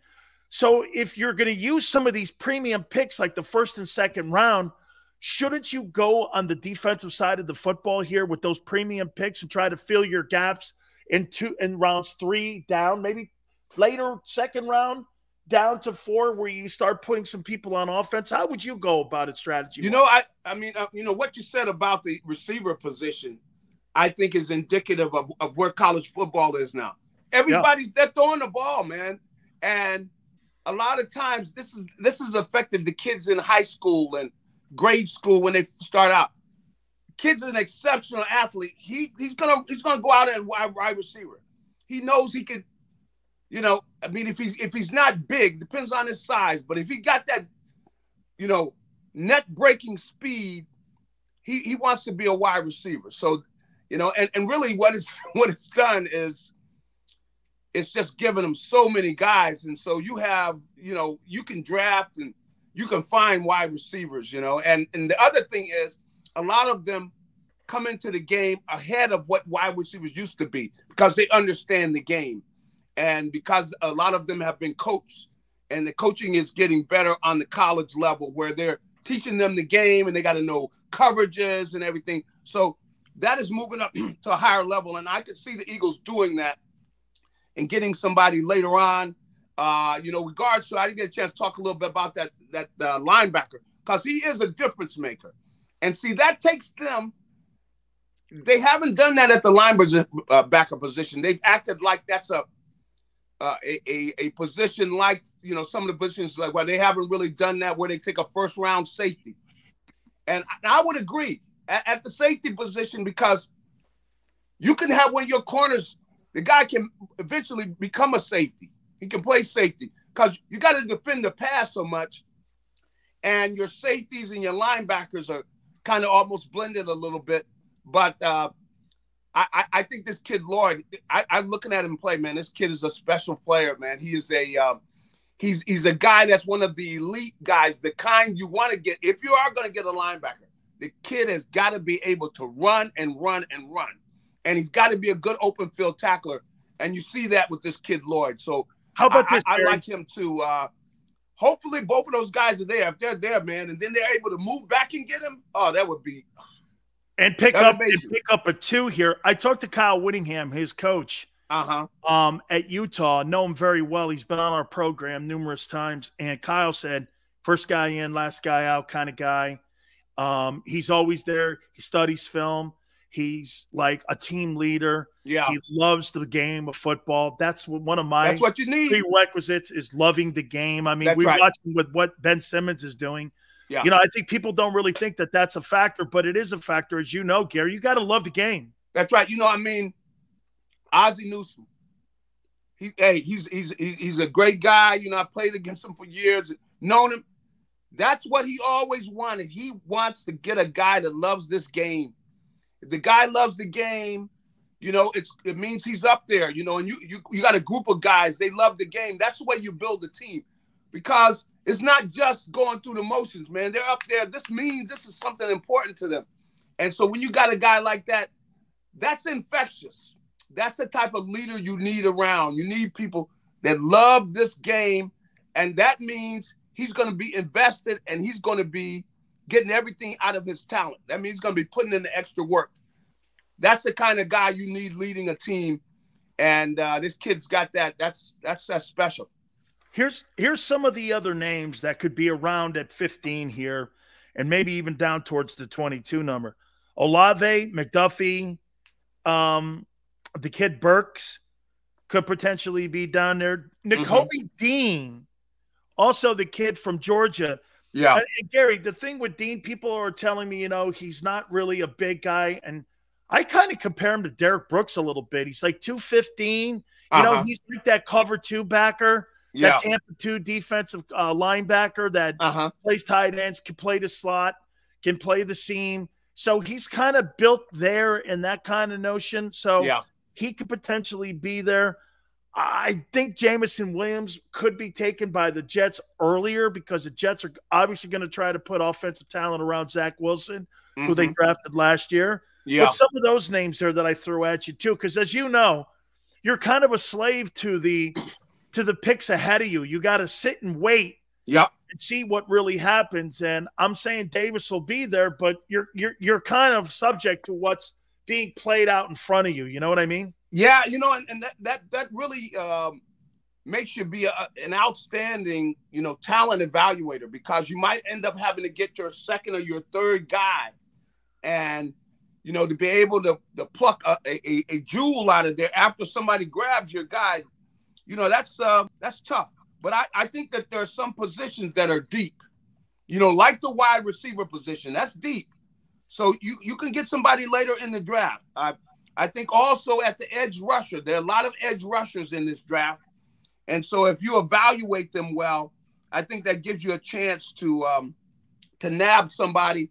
And we'll see, pretty much with the linebackers, you got Dean, and of course you got Lloyd. Those are the ones that have got a lot of people talking about him. And Lloyd is the guy, that they say is the featured guy because he's got, the size and the speed. But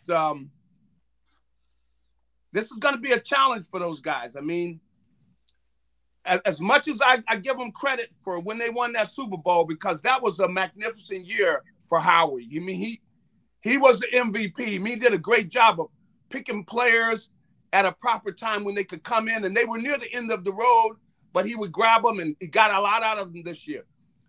This year with this draft, man, they got all these picks.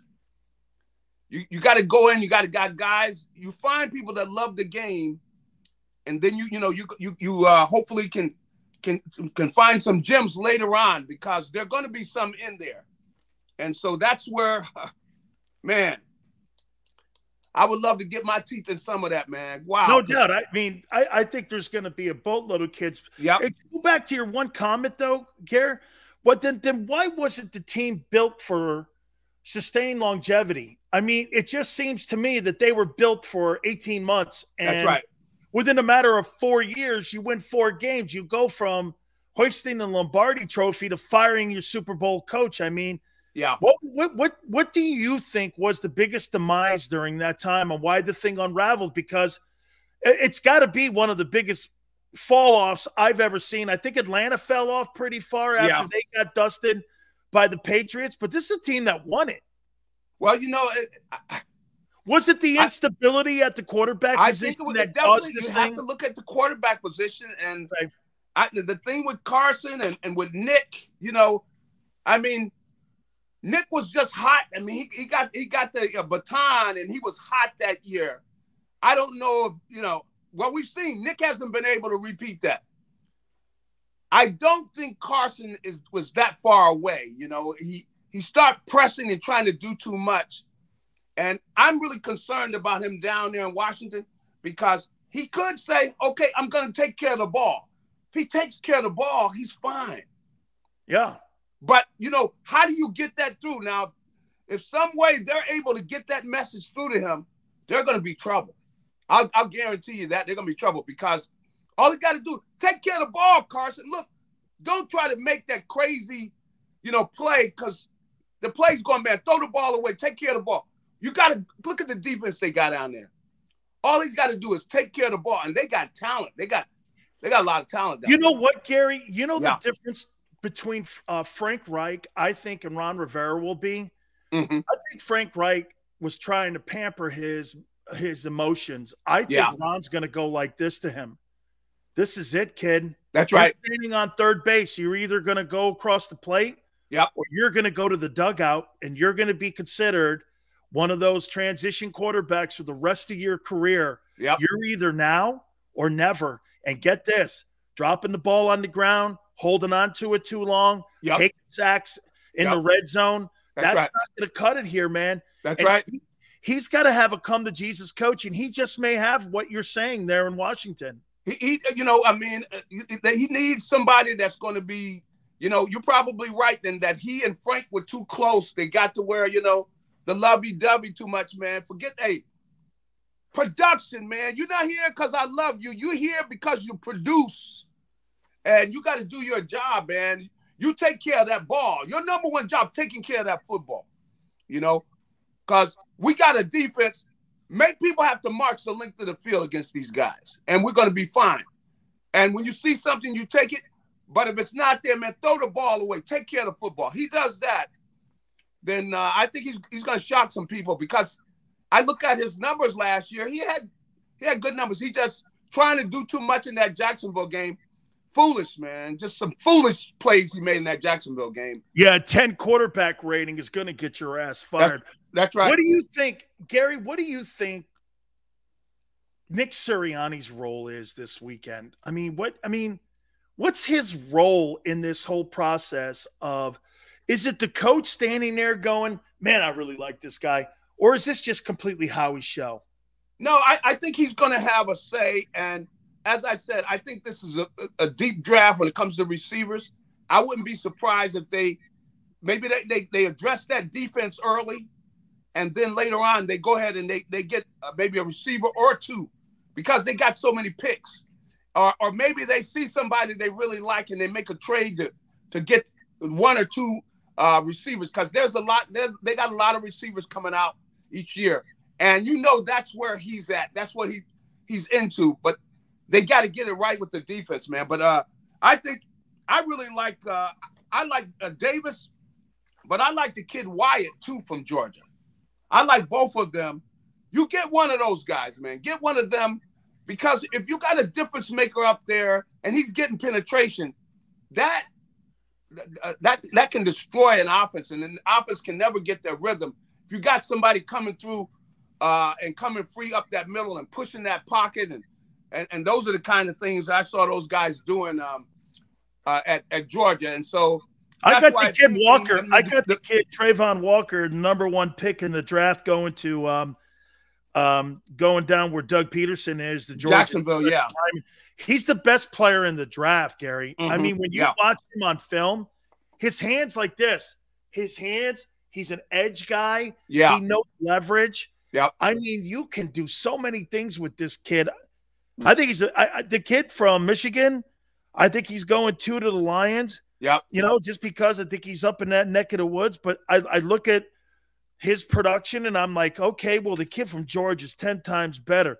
I want to ask you about Michigan. Well, the kid from Georgia's got a bigger upside. I think that way bigger. He's got a bigger upside. Even Wyatt, like you said too. Yeah. If you're in the second round and you've acquired all these 2s and 3s, and you're sitting there and you see David Ojabo, even though he got hurt on his pro day, and he probably won't be able to play probably until the midway part of the season. If you're Howie, would you gamble and take a guy who could be projected a 15th pick? I definitely think that you go ahead and get him. Yeah, because you look at the kid. You once your doctors check it out, say, hey, this kid's gonna be fine. You definitely if anything, what you do is you end up having that injury benefit you, because you go ahead and you scoop him up, because you're thinking of down the road.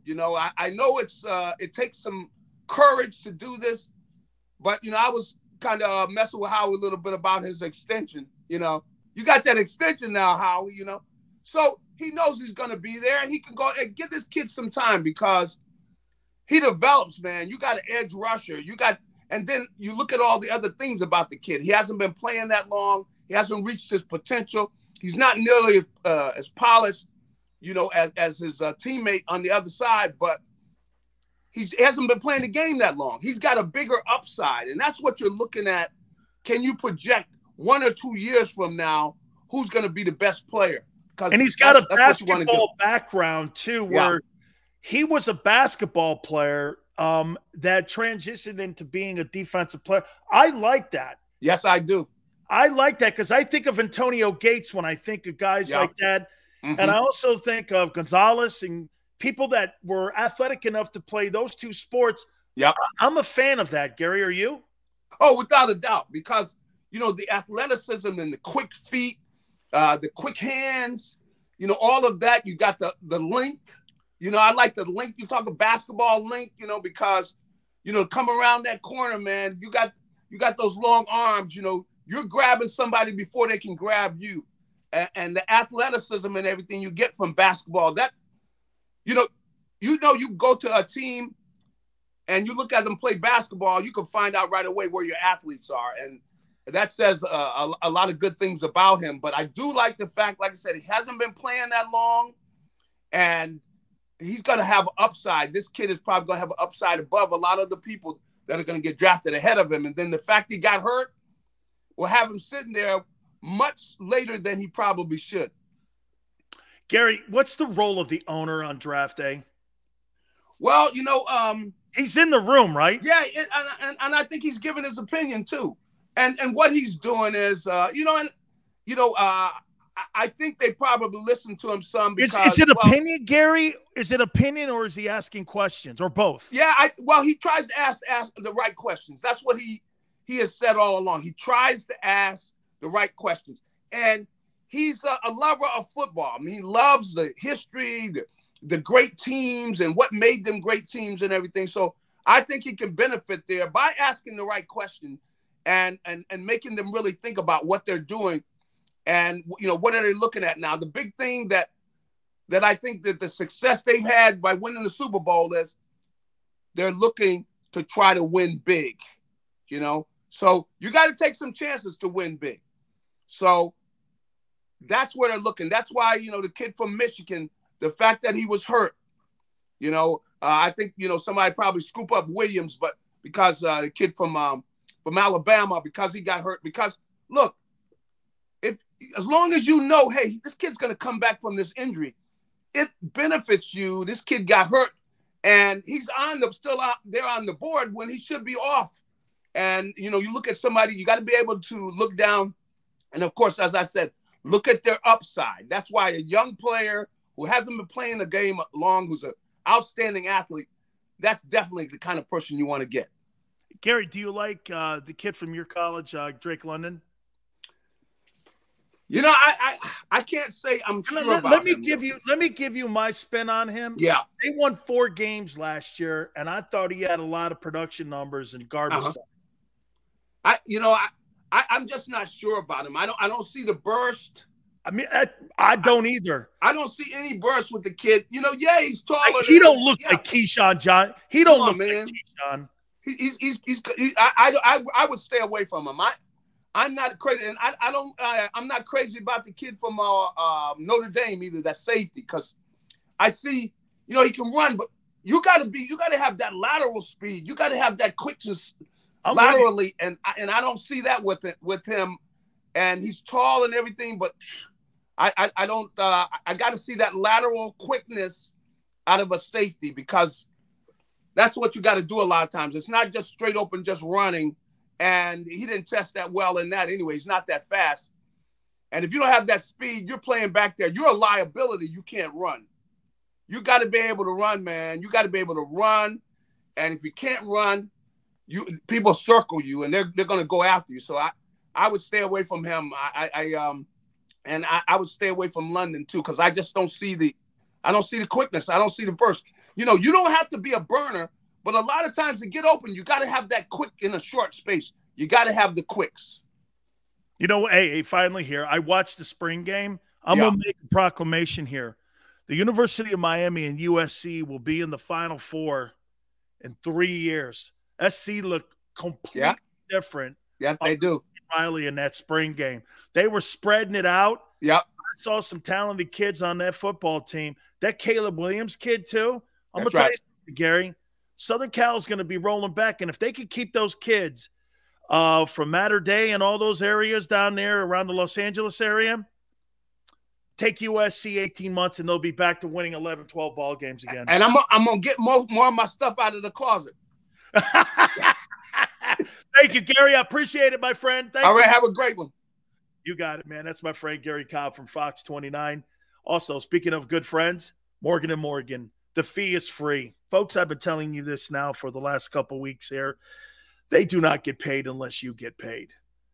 And that means this, you getting your fair compensation. That's what Morgan & Morgan does. If you're hurt or injured on the job, Morgan & Morgan is going to make sure that they go to battle for you. Picking a lawyer is one of the most important things you could possibly do. For the people, it's not a slogan. John Morgan doesn't believe in that, okay? That's who they are. That's what they do. And for the last 30 years, $13 billion in settlements for their clients. That's what Morgan & Morgan does. With over 800 attorneys and offices in Philadelphia, New York, Florida, and across the country, Morgan & Morgan goes to battle for you because you know why? Size matters. That's what happens at Morgan & Morgan. They're the biggest firm in the country, and they go to war for you, making sure you get the right compensation. Said this to you before. There's no question. When you pick Morgan & Morgan to represent you, you've got the very best. The call is free. And again, know this, the consultation is free. 800-512-1600. 800-512-1600. Make the call. You're going to get 3 times the settlement, usually, when you pick an attorney to go and get your compensation. And Morgan & Morgan is the best. And when you call Morgan & Morgan, do me a favor, tell them your boy Big Sil sent you. I'm John Morgan of Morgan & Morgan. When you're hit from behind in a car crash, the insurance company may try to say, you can't possibly be hurt. It was only a few miles an hour. It's simply not true. You see, here's the thing. Getting hit at 10 miles per hour is like falling off of this. 15 miles per hour, like this. And only 25 miles per hour, this. Injured, dial pound law. There's only one Morgan & Morgan. Go for the midnight dares. Go for the memories. Go for the view that goes on forever. Go for the bubbles in your bathtub and in your drink. Go to bed whenever you want. Or don't. Go for him. Go for her. Go for the win. Go to Ocean Casino Resort. Book your trip at theoceanac.com. All right, did you know I was the mommy slam dunk champion? Really? Yes, really, don't sound so surprised. Let's see it. Oh, you're ready. All right, here we go. Let's hear the crowd. So go to right, go to left, fake 'em out. Mama, go up, mama! She did it. Again? You can't avoid gravity, but United Healthcare can help you avoid financial surprises by helping you compare costs and doctor quality ratings. United Healthcare. Uh-huh.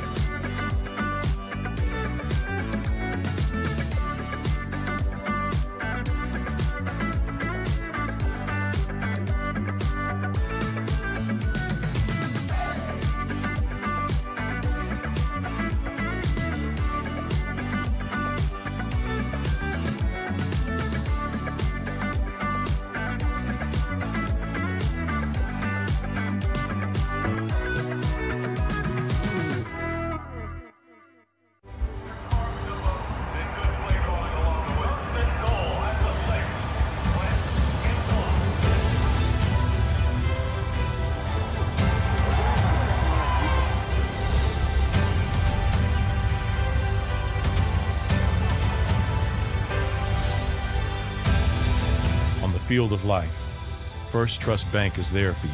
Champions on 3. 1, 2, 3. Because Philadelphia dreams deserve a Philadelphia bank. At Stateside Vodka, every new customer gets the world's best rocks glass, free. You're telling me that bottle is cut in half? You could say that.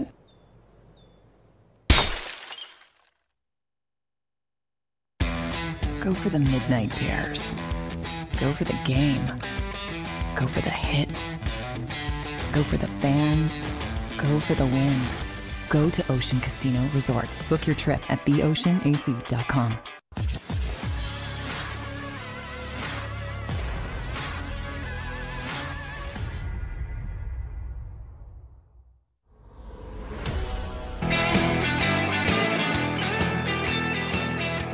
Welcome back. National Football Show, Big Sills. Please hit the like button. Thank you very much. Top of the hour, I'll give you my entire first round on how I see it playing out. Like I said, I think the Eagles are going to trade out of 18. And they'll trade with the Packers, go down to 22, and take Devin Lloyd, Utah. It's a copycat league. I'll reset everything at the top of the hour. By the way, real quick here. Have you guys been watching the Johnny Depp trial? Thank you, Johnny Depp. I just want to send some love here. Thank you, Johnny Depp. Okay? You make me know I'm sane. Jeremiah Sills, as a guy who's played the position, I want your opinion on Wyatt versus Davis. I'm partial to Davis because I think he's more versatile from the O technique, from the zero technique. We're here with I could do that now. God, they're both so productive. You've got 3 Clydesdales on that Georgia front. I mean, this kid, Walker, the more I watch him, the more I watch Walker, the more I see Aaron Donald and Warren Sapp and John Randall. Motor, technically sound, great feet and hands, upper body strength, all of it.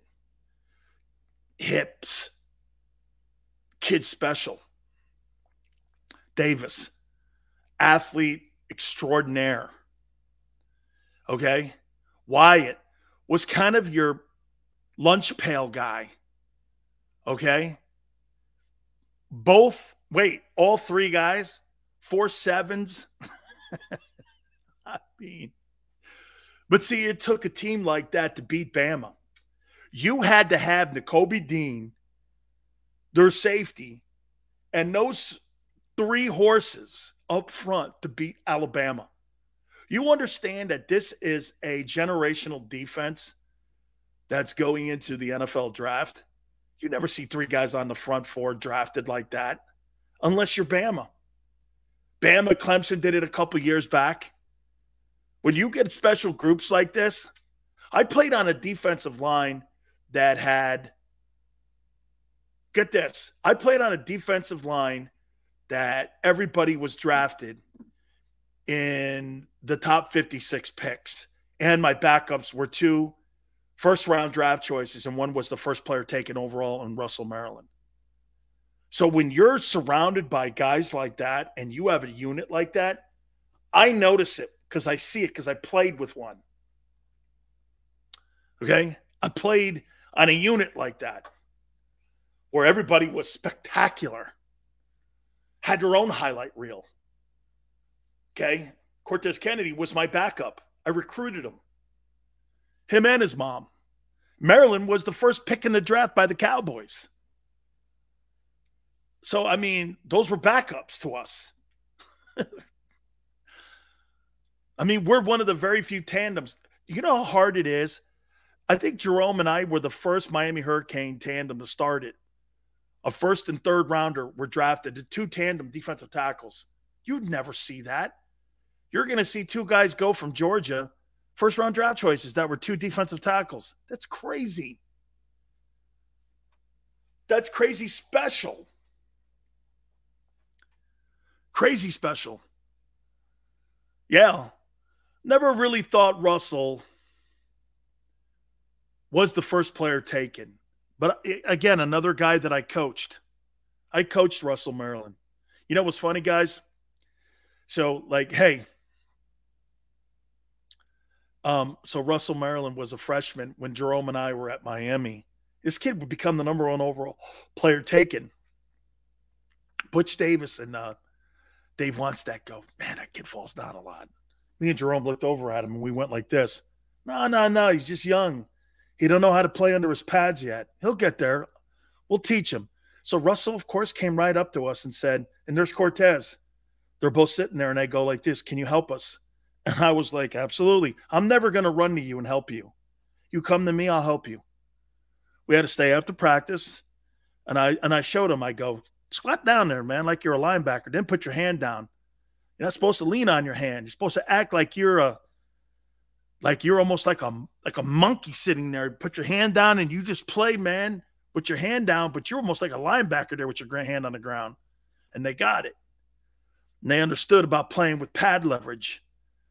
You know, they weren't the tallest guys. They were like 6'1.5", 6'2" most. Like Jerome was 6'2", 6 like that. So yeah, no, he fell down a lot. But that's normal for a young player. They fall down a lot when they come to college. Just not used to playing because the guys are really good in front of them. So I coached him and Russell. Yeah. Thank you very much, Vasily. That's what people say, man. My highlight tape, man. I made a ton of plays at the University of Miami. I sure did, man. I don't think there's been a player since have a 100-tackle season. Hey, you should see Jerome's tape too, though, dog. It was pretty impressive. All right. I've got my entire first round, and we're going to do this at the top of the hour here, okay? I'm going to reset where I think the Eagles go. If you want to ask me about your respected team too, Thursday's the draft. Please hit the like button. You keep it right here on the National Football Show with Big Sam. Go for the midnight dares. Go for the memories. Go for the view that goes on forever. Go for the bubbles in your bathtub and in your drink. Go to bed whenever you want. Or don't. Go for him. Go for her.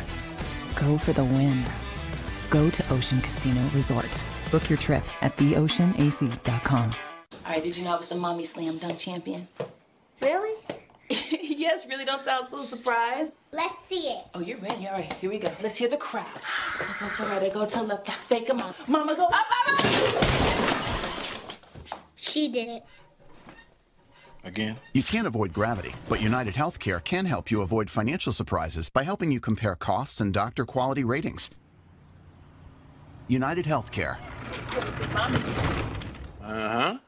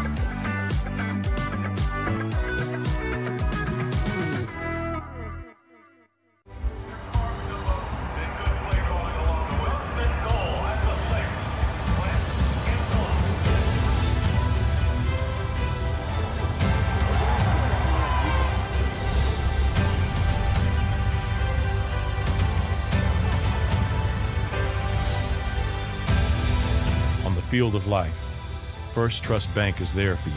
Champions on 3. 1, 2, 3. Because Philadelphia dreams deserve a Philadelphia bank. At Stateside Vodka, every new customer gets the world's best rocks glass, free. You're telling me that bottle is cut in half? You could say that.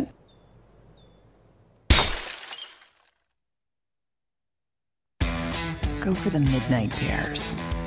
Go for the game. Go for the hits. Go for the fans. Go for the win.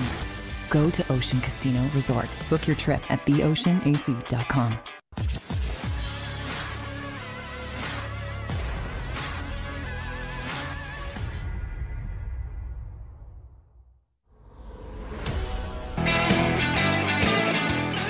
Hour 3, National Football Show, and it is the draft week. We appreciate everybody jumping aboard with us. Please hit the like button. Man, that was a fast 2 hours, wasn't it? One more hour to go. By the way, tomorrow, Merrill Reese and Jimmy Johnson will join us. Phil Simms on Wednesday. We will talk with him as well. One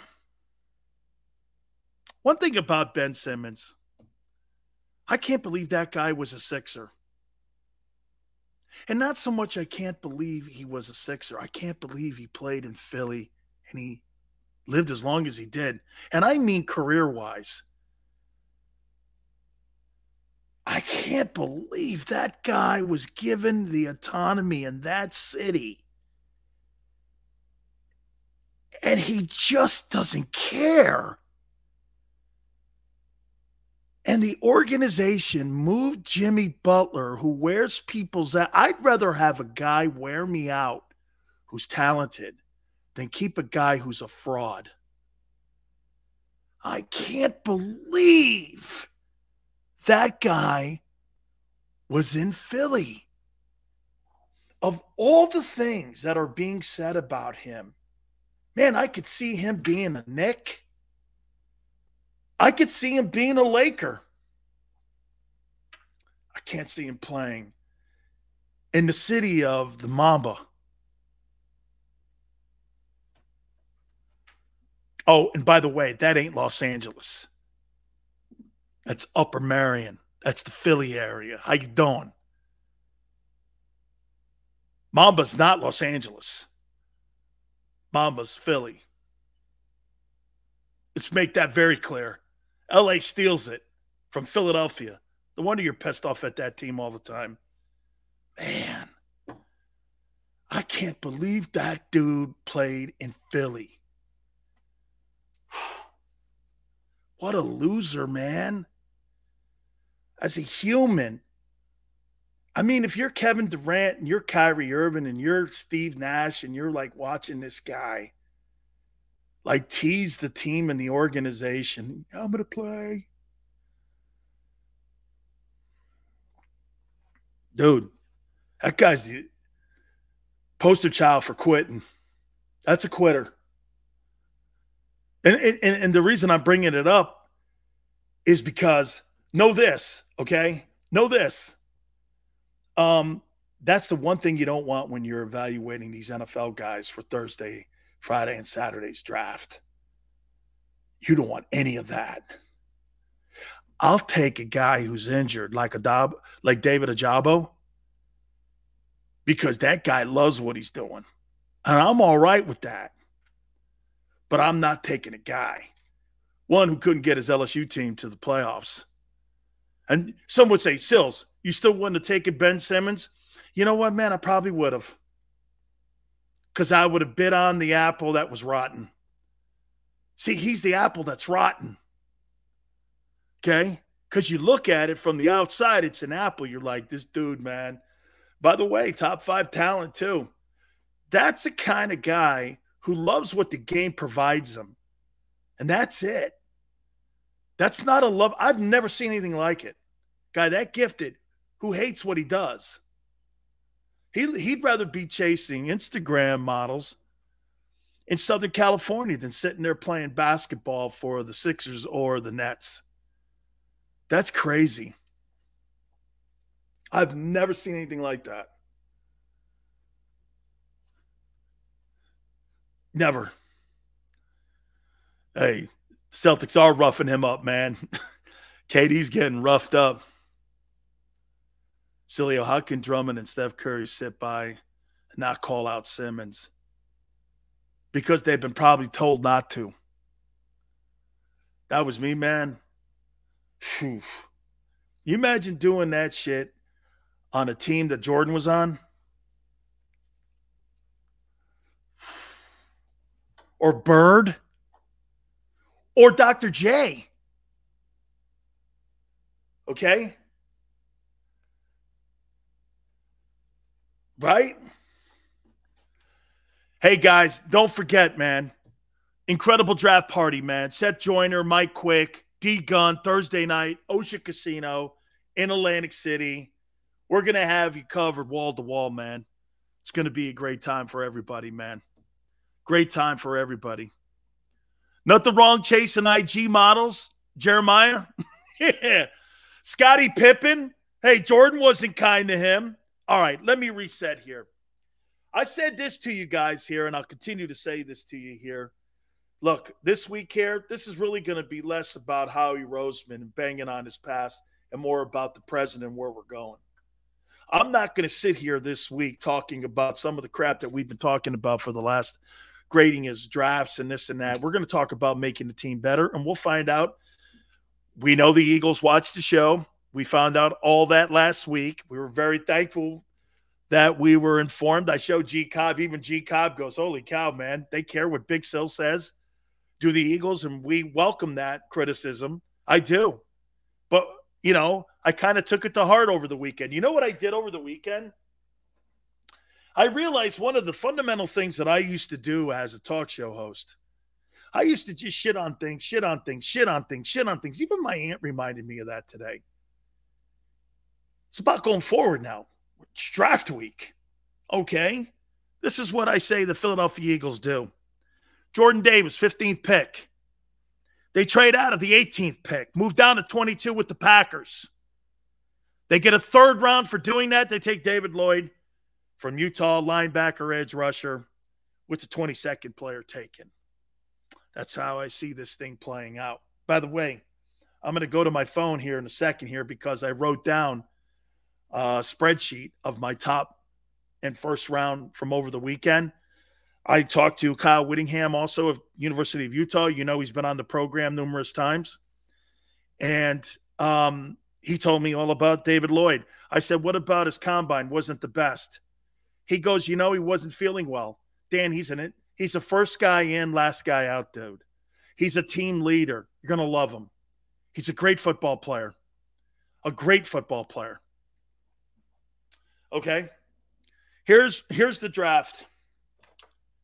And let me bring this up here. Bear with me.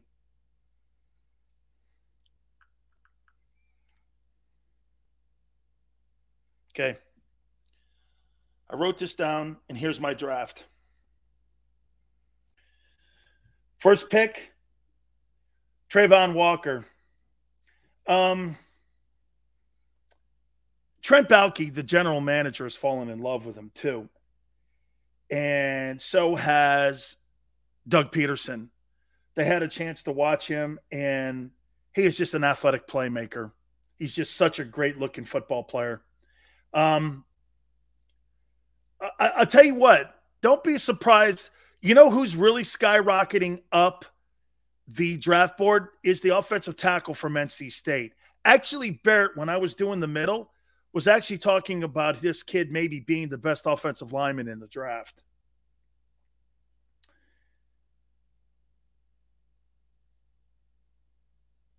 Just reading some other comments here. By the way, he'll have a better career than Aiden Hutchinson, in my opinion, who I think goes 2. This is kind of like a Dan Campbell guy, eating kneecaps, you know, loves the game. Father played at Michigan too. Played 43 career games at Alabama, or excuse me, at Michigan and Ann Arbor. He's a true gym rat, loves the game, 6'6", 260, edge rusher, and a 43 that works, and a 34 that doesn't really work. Okay, I don't really like the guy, but I think the Lions will take him.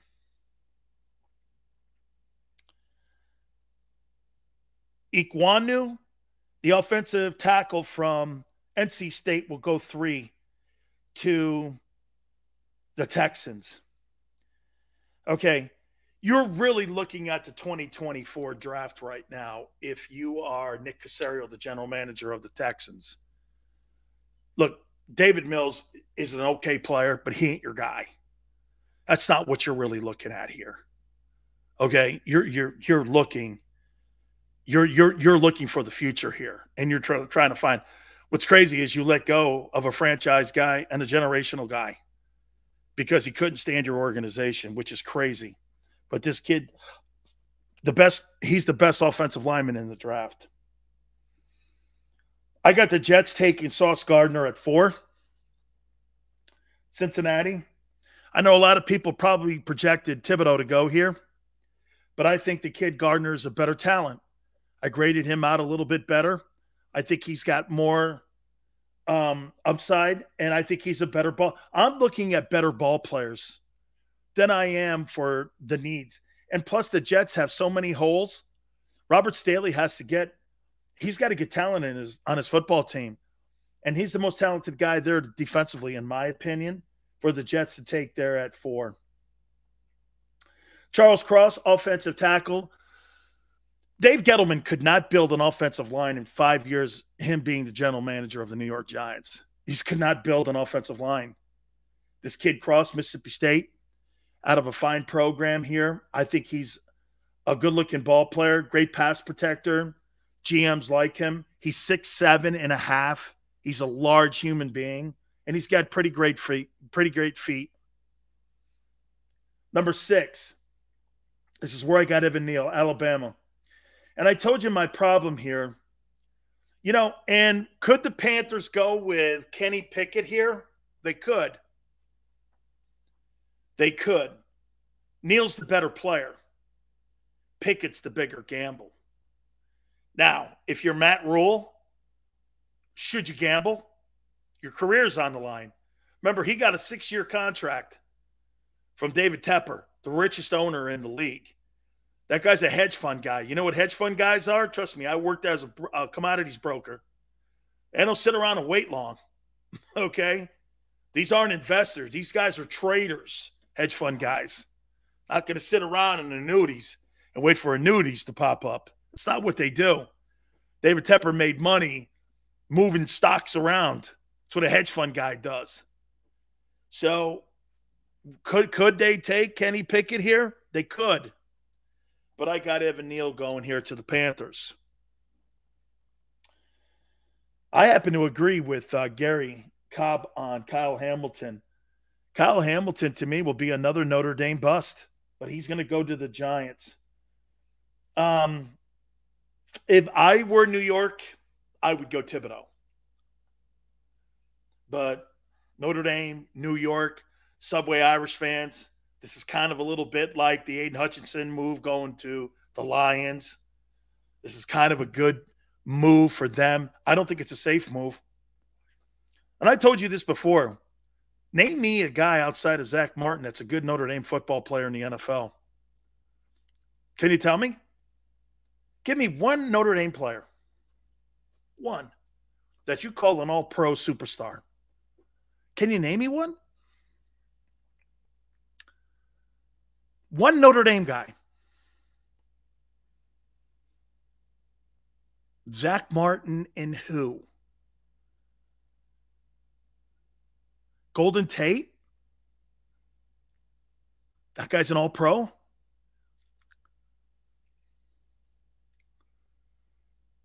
Golden Tate. Quentin Nelson? Chase Claypool. Okay? It's Jalen Smith.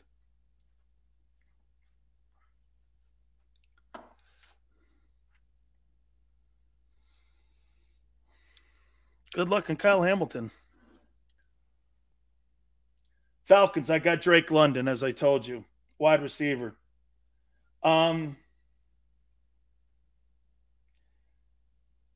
They love this guy, too. And they really think a lot of him. His average game in 2021, I wrote this down, 15 targets, 11 catches, 136, 1 TD. But here's the thing. Everyone knew the ball was going to be thrown to him. You know what I'm saying? They all knew because nobody else on that team. They won. How many games did Notre Dame or USC win last year? 4? You're playing from behind. Number 9, Garrett Wilson, wideout. Projected trade. We got a trade here. Texans trade the 13th pick overall and an early 3rd-round pick, 68th overall, to the Seahawks for the 9th pick. That's why we've moved the Texans there. Any one of these wide receivers from Ohio State will be a good pick. At 10, I've got Jameson Williams going to the Jets. He's coming off an ACL injury January 10th. I think that was the day, if I'm not mistaken, was January 10th. If he plays, it'll probably be in late October. Okay? So you're really not going to see him maybe until December 1. So you're really drafting a kid that's potentially you're going to get in the back end of your season. So I don't know. I mean, look, you want to get as much talent as you possibly can around Zach Wilson. And and Jameson Williams, to me, okay, do you draft a kid off a leg injury? If he's that special, I think you do. So the Jets, I got the Jets taking him at 10. Commanders, Chris Olave, wide receiver, Ohio State. These, like I said, you're not going to go too wrong with these players. I think the Wilson kid is I think the Wilson kid is the more productive guy. And I do think that the Olave kid, to me, I think he's more of the freakish athlete. You know what I'm saying? You got one guy who is really productive, and then you look at him, and I just think that you can look at him and go like this. You know what, man? You know, I look at both these guys here, and I see Jameson Williams in this kid too, Olave. Hey, Xander, did Jameson Williams start his career? I had somebody tell me, did Jameson Williams start his career at Ohio State? Did he start his career at Ohio State? They had him on the bench. So let me get this right. Ohio State had Joe Burrow on the bench and Jameson Williams. That's a good thing, my friends. Pete, that's a good thing. By the way, Pete, I'm falling in love with your takes. Guys, please hit the like button. Wow, I didn't know Jameson Williams was at Ohio State. Look how far Stingley's fallen. I got him going to the Vikings here. I think it's a good fit. I think he'll get good coaching on the defensive side of the football. Durante Jones is a heck of a secondary coach in Minnesota. And I think he fits. He's not Patrick Peterson, but he's got Patrick Peterson's skills. I just don't think he's the leader Patrick Peterson is. I think he's a heck of a football player, though. And how about this? He's being compared to Darrelle Revis. But see, to me, that's 3 years ago, right? Projected trade. This is where I told you. Seattle comes down 13, gets Kayvon Thibodeau. I think this is a perfect fit for Pete Carroll. Thibodeau's an LA kid. He's from Los Angeles. Pete knows his folks, where he's from, recruited the area. He knows how to feed into a mental game. The kid, to me, is a little bit of a guy that needs a push. I talked to Mario Cristobal about him a little bit. Mario goes like this, just a top 5 talent. Just an absolute top 5 talent. But again, the kid sometimes needs to be kicked in the ass subtly too, because if you start beating on him, he'll shut down. Okay?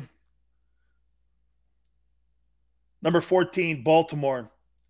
Trayvon Penning, Ohio, Northern Iowa offensive tackle. There's no doubt that this kid here can be a Ronnie Staley type guy. Ronnie Staley had a heck of a rookie season for the Chargers last year, and I think he could be this guy. I could see McDuffie going in here too at the Baltimore. I like those secondary guys.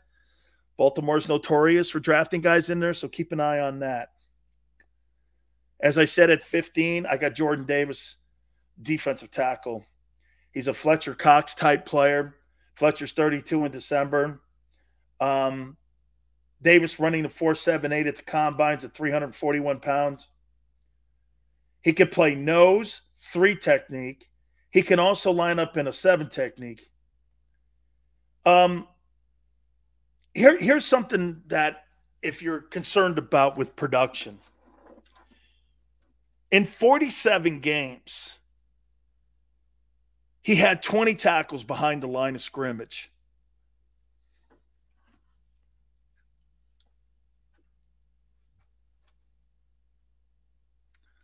Now, why could that number be low? Look at the other guys he's playing with.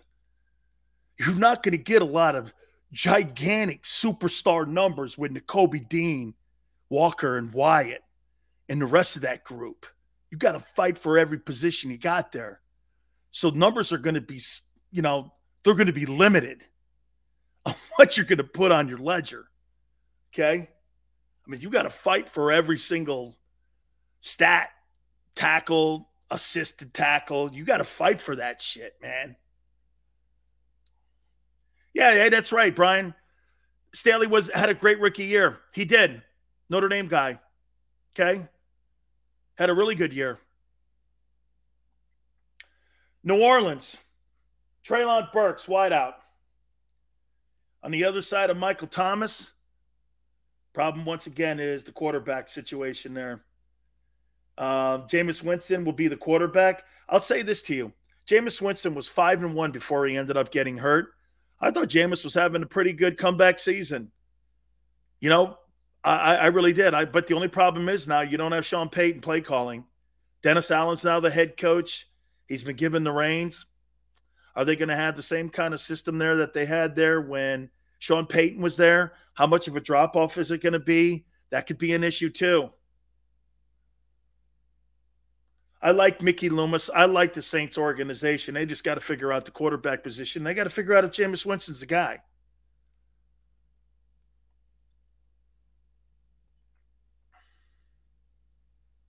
$17, Trent McDuffie, Chargers. Whew. Wow. The Chargers add McDuffie to that secondary and Khalil Mack and Joey Bosa. Shit. I might just pick the Chargers as my dark horse favorites to win the Super Bowl. Man, they got a lot of good football players. Trent McDuffie being put on that secondary, right? So here, J.C. Jackson, Asante Samuel are like your guys in the secondary with Derwin James. Dude, you got that's a pretty good group, man. That's a pretty damn good group. Davey boy, I'll make sure that I just flat out tell you. Me personally, there'll be a quarterback taken, but me personally, I wouldn't invest a first-round draft choice for a quarterback when you got third round grades with every one of these guys. Just not happening. I don't see it. But someone will do it. And I'll be here in a minute. Here you go, guys. Number 19, New Orleans Saints. Devontae Wyatt, defensive tackle. Oh, my God. Can you believe Cam Jordan now will have Devontae Wyatt lined up next to him? And already a hell of a run-stopping defense.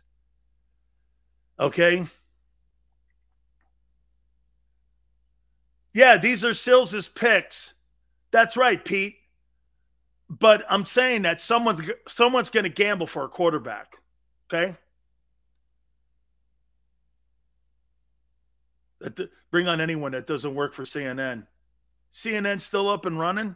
Oh, wait, no, that was CNN Plus that got canceled. They spent $350 million. Get this. You want to hear something? JAKIB Media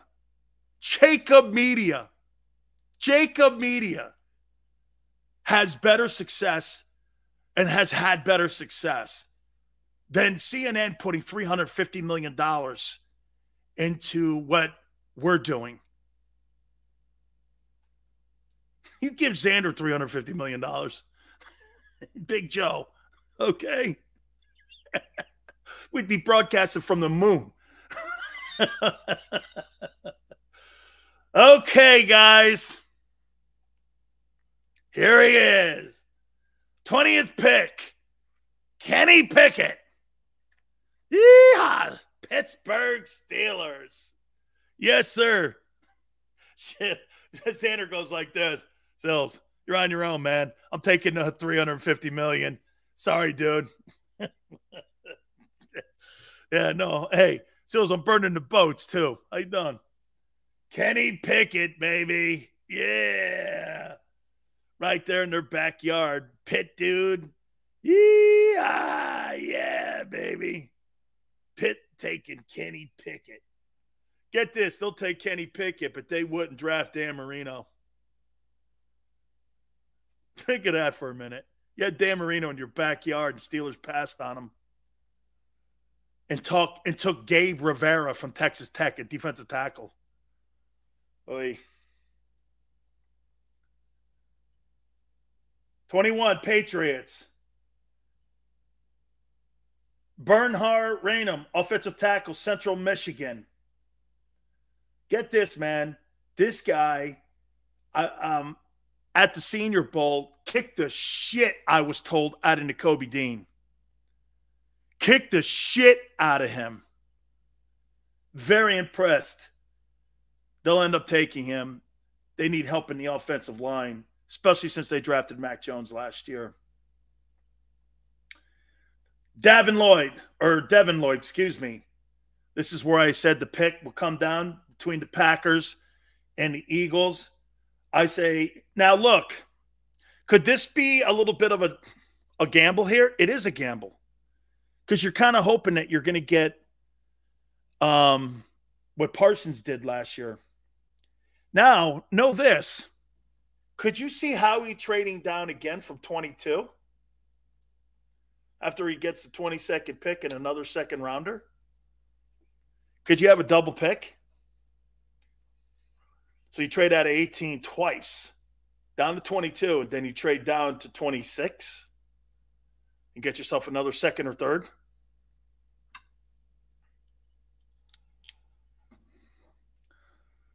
He could do this.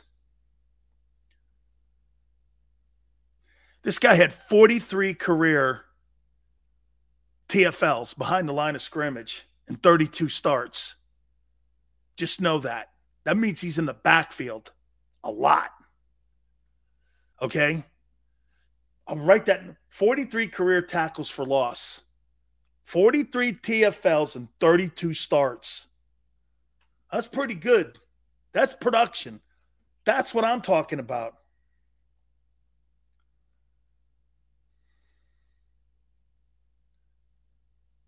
Plus, man, you know what I heard too? He was such a leader on that team.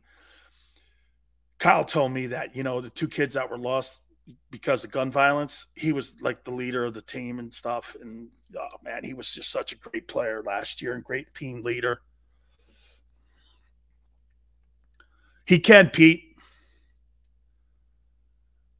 Jermaine Johnson, edge rusher, goes to the Cardinals at 23. This kid's a sleeper, man. Okay?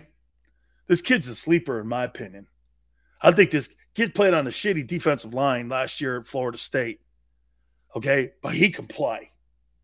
This kid can play, man. Dallas Cowboys. Linderbaum, center. Iowa. Got to start replacing those guys up front. Zach Martin, Tryon Smith. Got to start getting some guys in there, man. That offensive line is starting to get, a little bit long in the tooth here.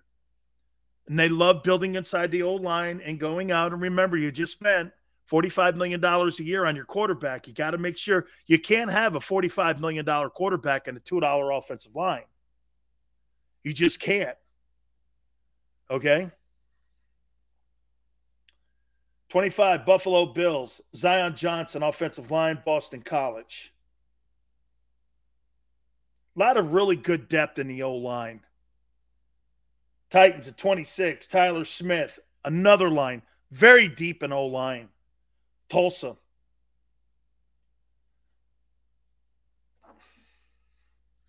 The Buccaneers, with the 27th player taken, Jason Light. You ready? David Ajabo.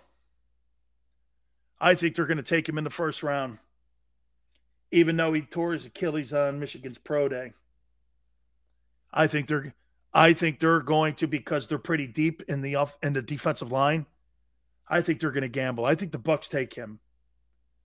Okay? I do. And I think there's more upside with him. The Packers take Arnold Abikti, edge rusher, Penn State.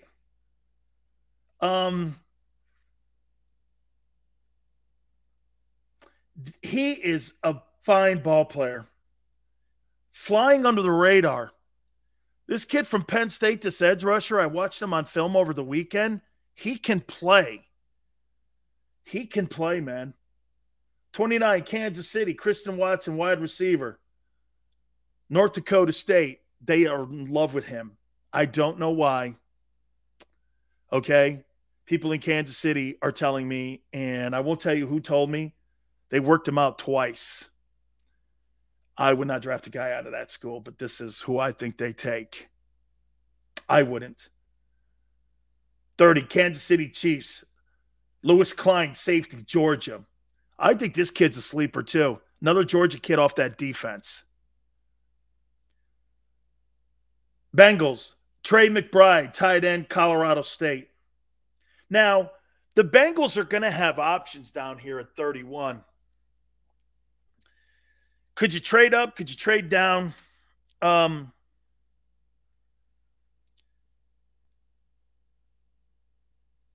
know, they lost the tight end, I think, the free agency.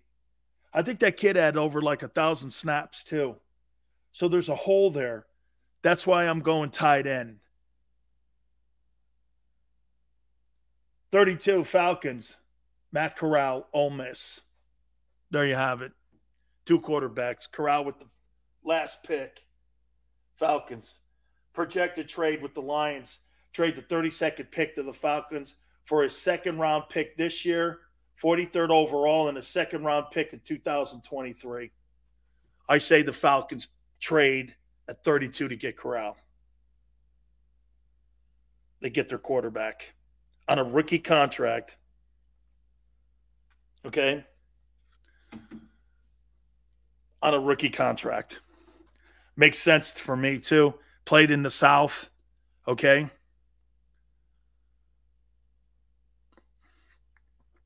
Oh, yeah, Xander says that I got a bet that he goes in the top 15. I'll take that bet all night. No way. Just my picks, okay? What'd you make of my picks? Okay, 2 QBs, and the rest of those guys will be decision-making. The Ryder kid, Malik Willis, will also be a thought process. Maybe he'll be Jermaine says Lloyd is not Parsons. We'll wait and see. Did you think Parsons was going to be Lawrence Taylor? Let's wait and see. Okay? 43 tackles behind the line of scrimmage and 32 starts. I know this. He's a player. Okay? Corral will sit behind Mariota. He will. That's how that'll play out. All right. Some other news on what the Eagles are going to do with Gardner Minshew and the quarterback position. I want to hit on that. Guys, do me a favor. Please hit the like button. Keep it right here on the National Football Show. Go for the midnight dares. Go for the memories. Go for the view that goes on forever. Go for the bubbles in your bathtub and in your drink. Go to bed whenever you want. Or don't. Go for him. Go for her. Go for the win. Go to Ocean Casino Resort. Book your trip at theoceanac.com. All right, did you know I was the mommy slam dunk champion? Really? Yes, really, don't sound so surprised. Let's see it. Oh, you're ready. All right, here we go. Let's hear the crowd. So go to right, I go to left, fake 'em out. Mama, go up, mama! She did it. Again? You can't avoid gravity, but United Healthcare can help you avoid financial surprises by helping you compare costs and doctor quality ratings. United Healthcare. Uh-huh.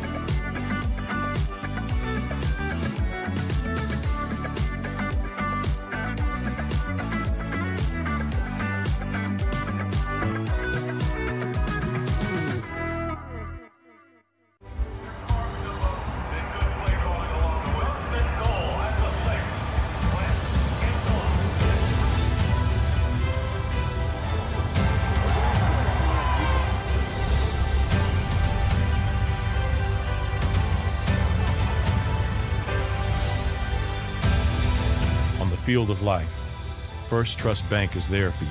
Champions on 3. 1, 2, 3. Because Philadelphia dreams deserve a Philadelphia bank. At Stateside Vodka, every new customer gets the world's best rocks glass, free. You're telling me that bottle is cut in half? You could say that.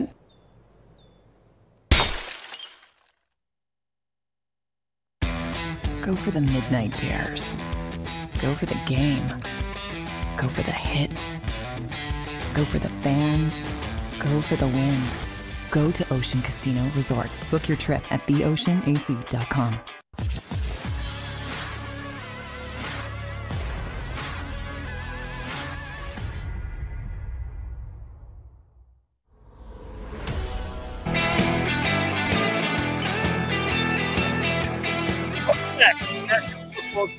Your boy Big Sills. Hey, do me a favor, please make sure you hit the like button. Thanks for coming aboard with us here. You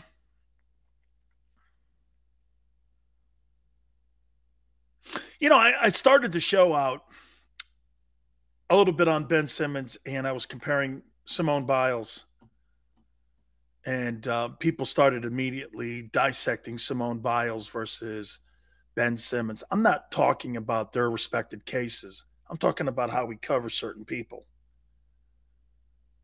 If women's sports want to be on the same page with men's sports, nobody would have cared, okay, about Ben Simmons' background, where he's from. No one gives a shit if Ben Simmons came from a single parent mom or if he had heartache in his life and he was poor. Nobody cares. Well, you know, she went through some pretty tough times with I'm not debating this. Everyone's got their own story. But Simone Biles, she's doing commercials. Pause is okay. Well, you don't know anything about Ben. By the way, I'm not giving Ben Simmons a pass. I'm saying this. Isn't it funny how the media, again, there's a great example of covering one person differently because of cancel culture and because of how you perceive someone versus someone else. One guy's a piece of shit and the other guy or person or woman gets the pass. Again, I'm not picking on Simone at all in any way. I'm talking about if you want to cover people fairly, you cover people fairly. But we never see that. And again, I know I'm talking about rainbows and butterflies here. Okay? I get it. Sills, are you really thinking that everybody gets... No, I know this. But don't perceive that out there and put that narrative out there that there really isn't cancel culture, because it is. It's a great example of it. Stephen A. Smith went ass deep into Ben Simmons, and he's right.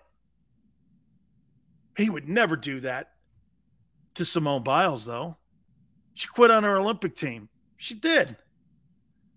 If you had all those heartaches and misgivings, you shouldn't have went.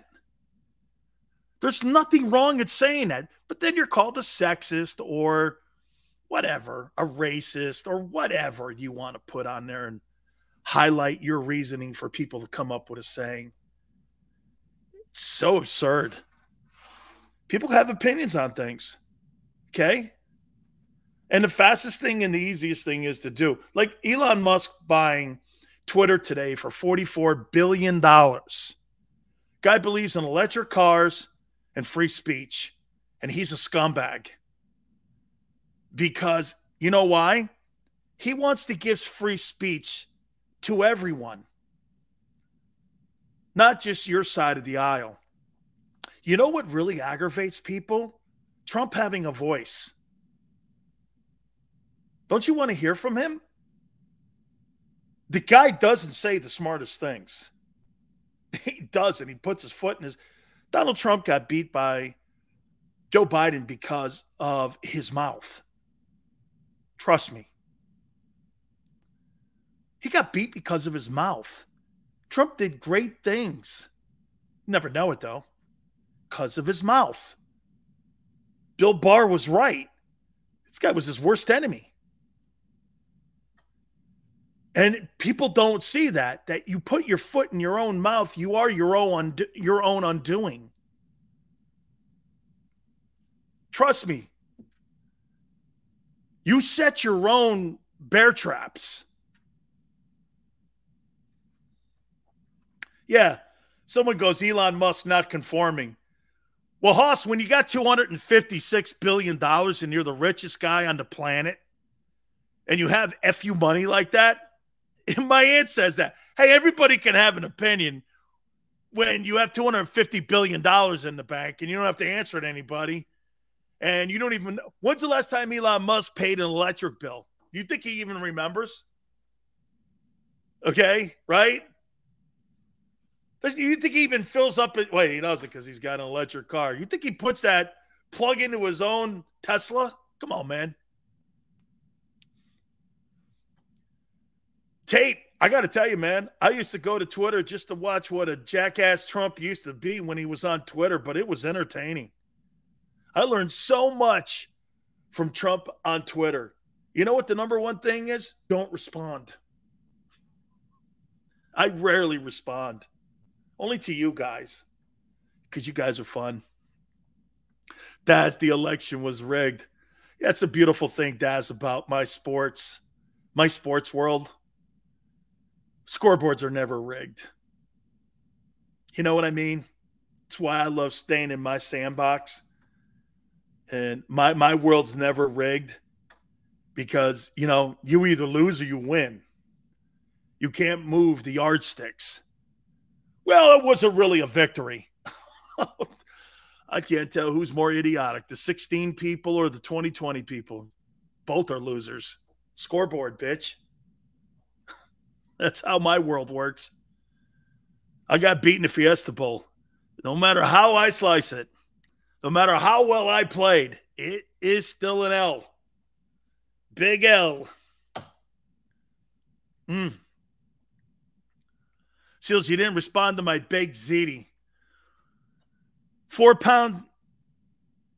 Ugh, you're just an idiot, man. Yeah. Oh, man. Hey, I heard that, Rico. I heard like when he goes up to Silicon Valley and he goes up to San Francisco, he crashes on his buddy's couch. Or like if he knows somebody, he doesn't own a home. And like he like stays in somebody's guest room now. I guess him and his family stay in some guest house or something now. How crazy is that? You're the richest guy on the planet and you don't own your own home. Okay? That's crazy, man. See, that's the greatest thing about sports. Dude, I tell you guys this all the time. You know the great thing about sports? There's no dividing. Well, there's dividing because Giant fans, Cowboy fans, Steeler fans, Eagle fans all have their own sandbox, right? Everyone doesn't want anyone pissing in their sandbox. We found that out last week. Hey, can you believe it too? I spent an entire show not bashing Howie. See, I don't have to be like Skip Bayless. And if LeBron's not playing, I don't have to have a topic to kill him. This is about Howie picking the right players for this football team this week. You know, and I'll tell you what, okay?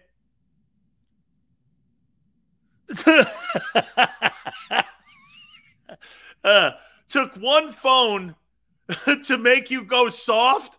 Give me a break. What do you mean soft? One phone call? Give me a break. Soft. Holy cow. I'm not even sure what that means. I don't care what that means. I love you guys, man.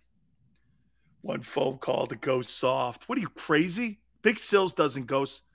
Well, you might ask my wife. I don't know. I take that back. I'm sorry. Skip's all over KD. He should be. Mr. Gumby better show up, man. Or he is going to take a hit with that legacy. Hey, Joel Embiid playing with that thumb injury. Wait a minute. So Joel Embiid's playing with a thumb injury, and they showed how injured he is, too. It's a pretty significant injury. You know what Embiid's doing? Embiid's going out dropping 33 and 14. Dude, I love this guy. 3 of the greatest centers in the history of the sport, Malone, Wilt, and now Embiid, have wore a Sixer uniform and played in that city. That's freaking awesome. You couldn't have 3 better guys. And like I told you, when Rick Barry was on last week, dude, he's more skilled than O'Neal. He's not quite as dominant as Shaq, but he's more skilled. Three-pointers, perimeter shooting, free throw shooting. You ain't worried about that guy with 2 minutes left in a ball game. Toronto manned up. Well, gee, you know what? This just in. 2 years ago, they are NBA champions. There's a pedigree of winning there, too, you know?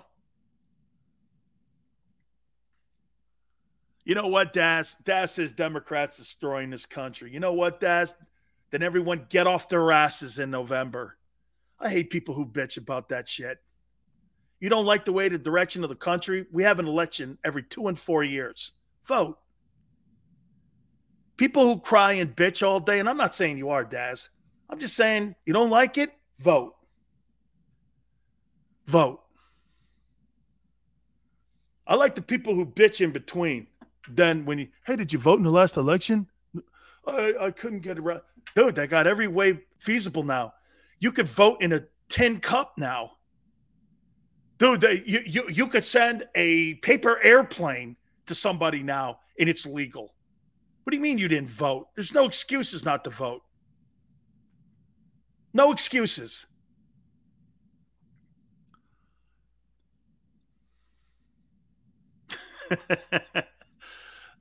So, is everybody cool?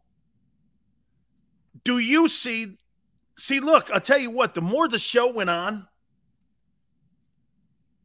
the more I went like this.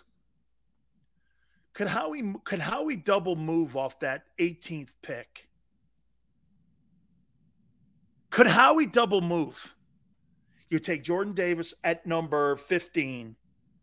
Then at 18, you trade with the Packers. You take either Devin Lloyd or you trade with the Bengals. Go down to 31. Still get a guy you want, maybe a receiver. Maybe not that far down. And then you get another second or third.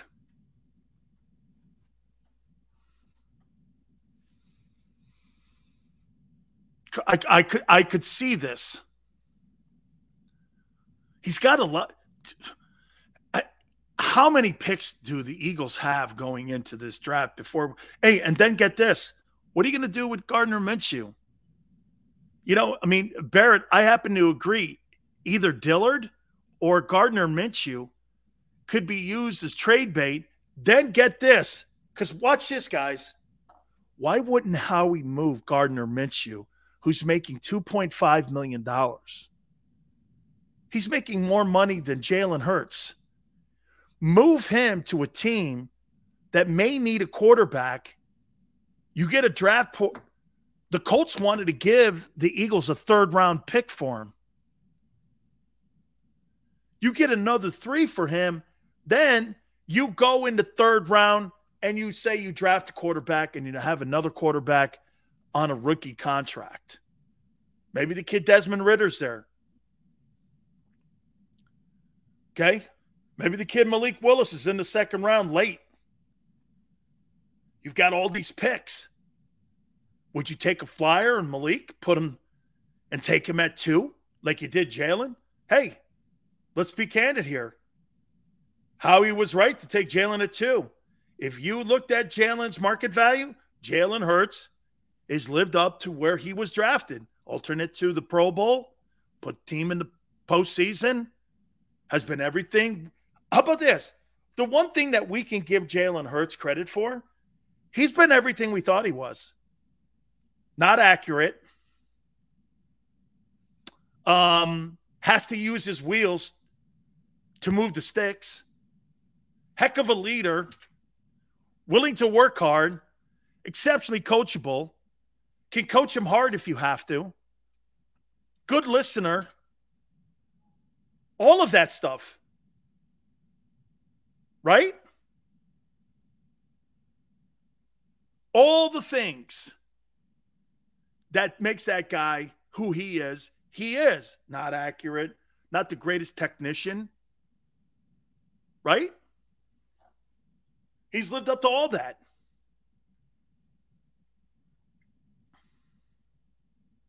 Desmond Ridder in the second round would be money. Pete, my only problem was like the Memphis and Navy game. I watched that. Pete, I watched the Navy, a little bit of the Navy and the Memphis game. I thought he had some really shitty throws in that game. You know what I mean? I thought he did. I thought he had some pretty shitty throws in that game.